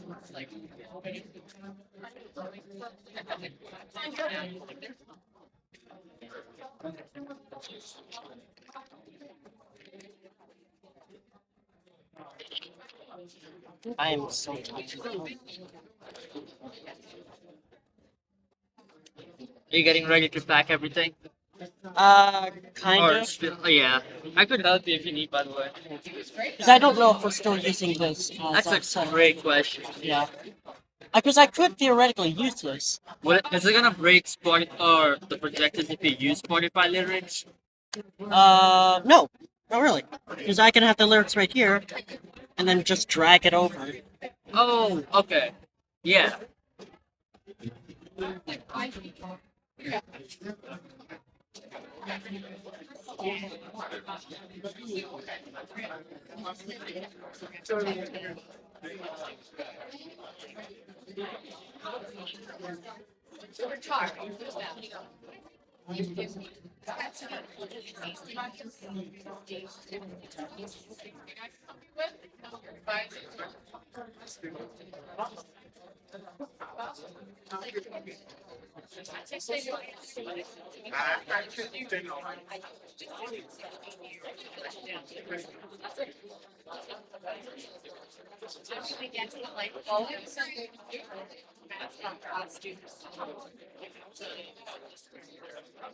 I thought it wasn't starting until 9 and it was still supposed to end at 9.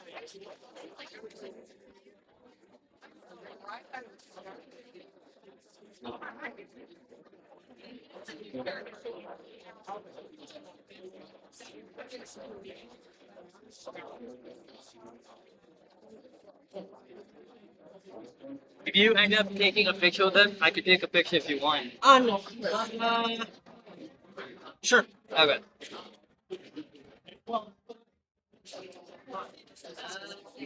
We can stack it fine. Some of them are just like the most of them, but yeah.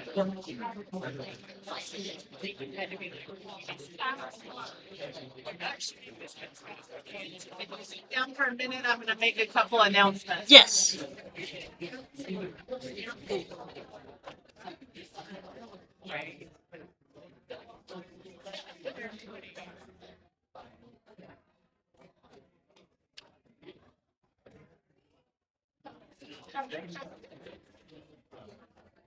Okay, 1, 2. Can you guys hear me?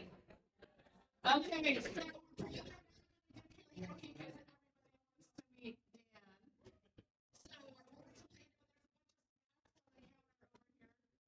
to the left, make sure you take some snacks. Clean up your area and have a safe trip home. Thank you.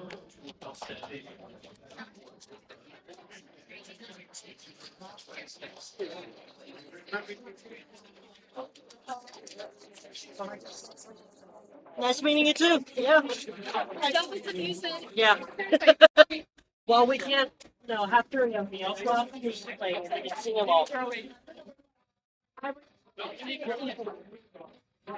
Yeah, but it was a good idea to like set up the whole API.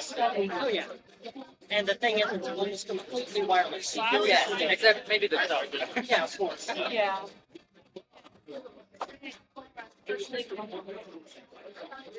Have you already bought the but you know the Bible like next time maybe. I would say it's like she doesn't say long time. Yeah.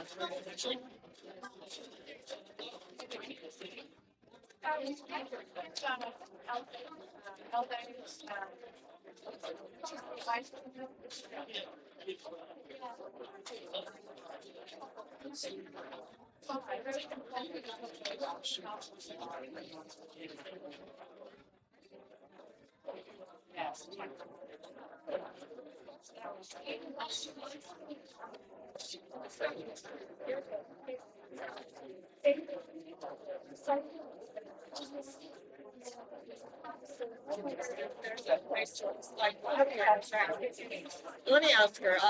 She needs to change. Just for now.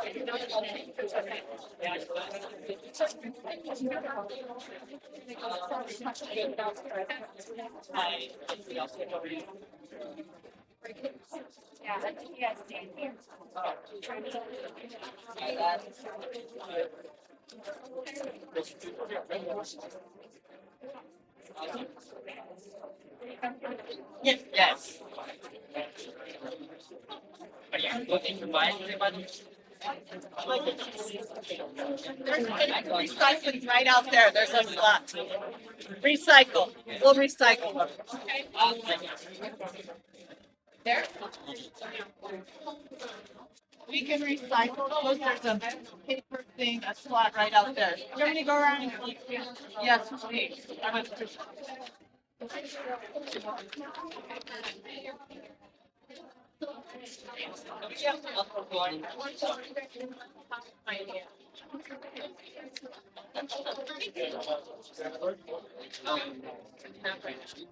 See me back in the hotel. I'm gonna be in that lobby playing. Yes.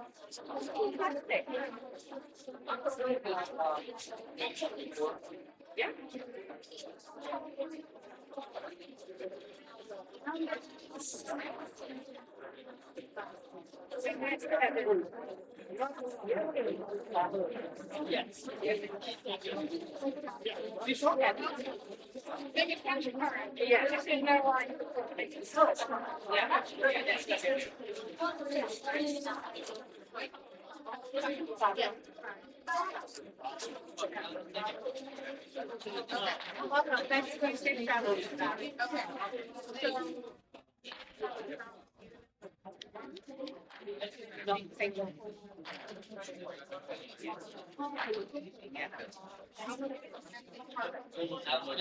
Well, I was.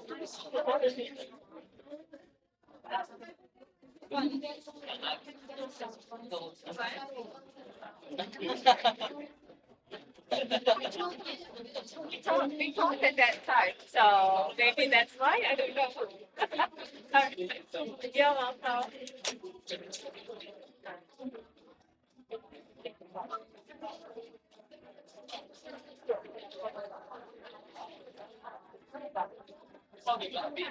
Hi. How you doing? Oh, yeah, pretty good. Oh, yeah. Thank you. Liked it? Everything. Yeah, everything. Oh, oh, the projector. Oh. What's your favorite part? Huh? What's your favorite part? Huh? Really,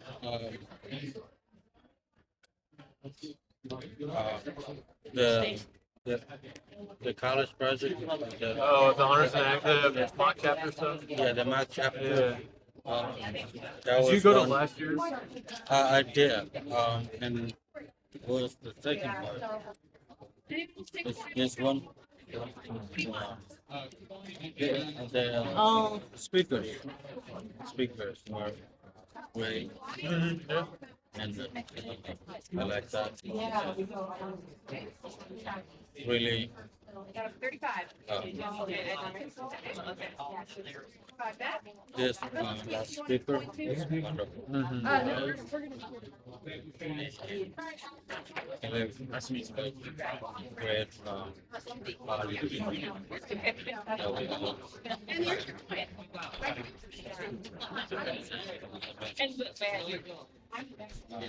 Yeah, I'll be at the spring one too. Can you put this on my good? I just don't want to take it off. No worries. Thank you. You too.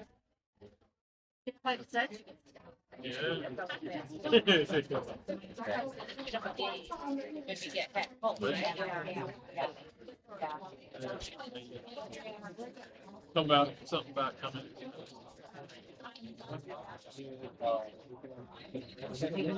That's my thing, yeah. Like home? Yeah. I'm living with kids for Missouri. Was it not Exactly. Drive safe. Yeah, you too. See you. Yeah, see you in the spring. Spring. Yeah. Hopefully, Carlos too. Yeah, yeah, well, hopefully. Should, but hopefully. Take care. Yeah, you too.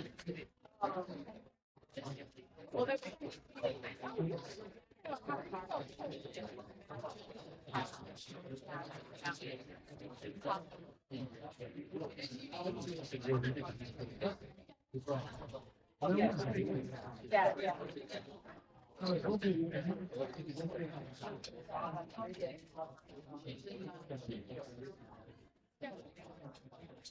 Okay, and that's a big deal, right? So, yeah,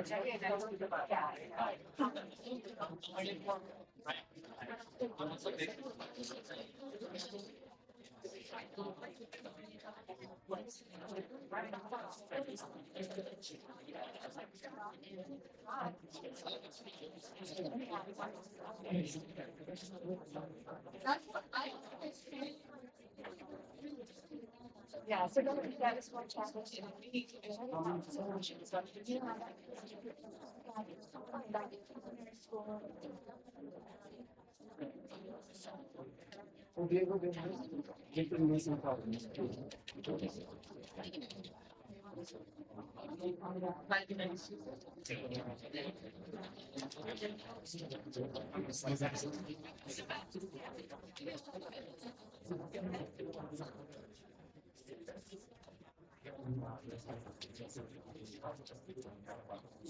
You know, Sharon's. I do know where Shears is. I've been there a few times, My mom's unfortunately. from there, and I mentioned to him, like, oh, yeah, I want to go to Sharon. He's like, oh, I want to come. I was like, oh, yes, Sharon. He's like, I don't know, I was thinking of the person that knows that. Like, that's cool. He's like, it's something that. It's not fake right now. Yeah. Yeah. And it's like, yeah, of course. Yeah. It's not like, oh, yeah, we drive something. Yeah. Yeah. Yeah. Yeah. Exactly. And it's not like we have like an Uber.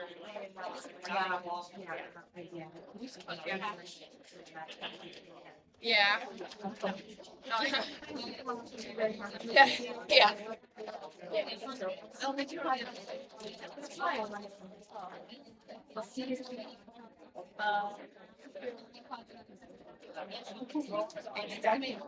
Yeah, and you're still safe. Yes. For our account. Talk to you because you like busy with just getting email or what? Yeah. Oh, okay. Yeah, and like you said, like, I'm fine with it. Yeah. I don't know. Yeah, I like to have all this stuff every now and then. Is that okay? Like, am I still a member past that? Yeah, I thought so. I did see.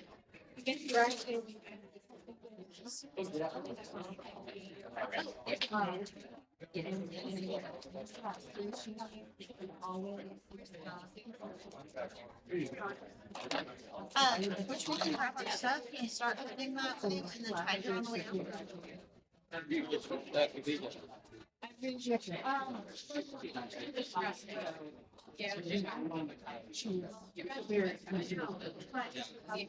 But yeah.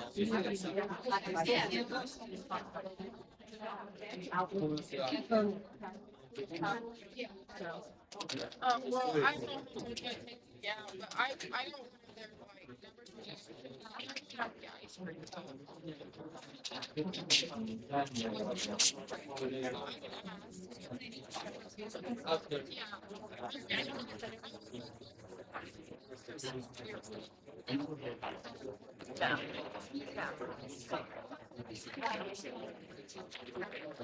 Is that okay? I don't like being scammed.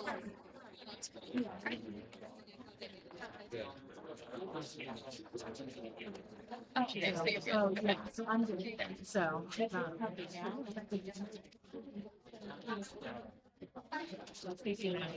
Yeah, I got it.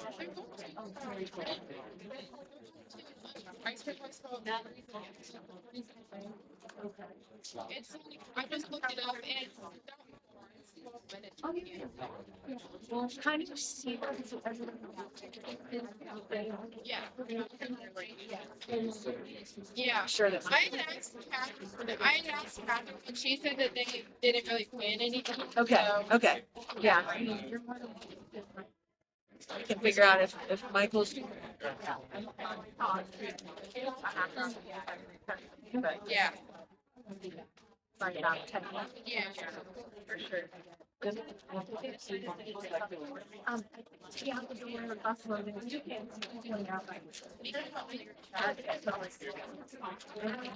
Yeah, and so like if I forget, I remember it. Yes, I will tell everyone whenever we get out of the hotel, like I did last night, and then I will send it out again.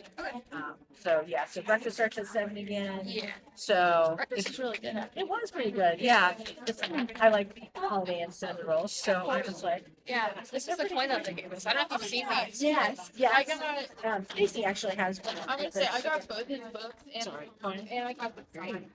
Oh.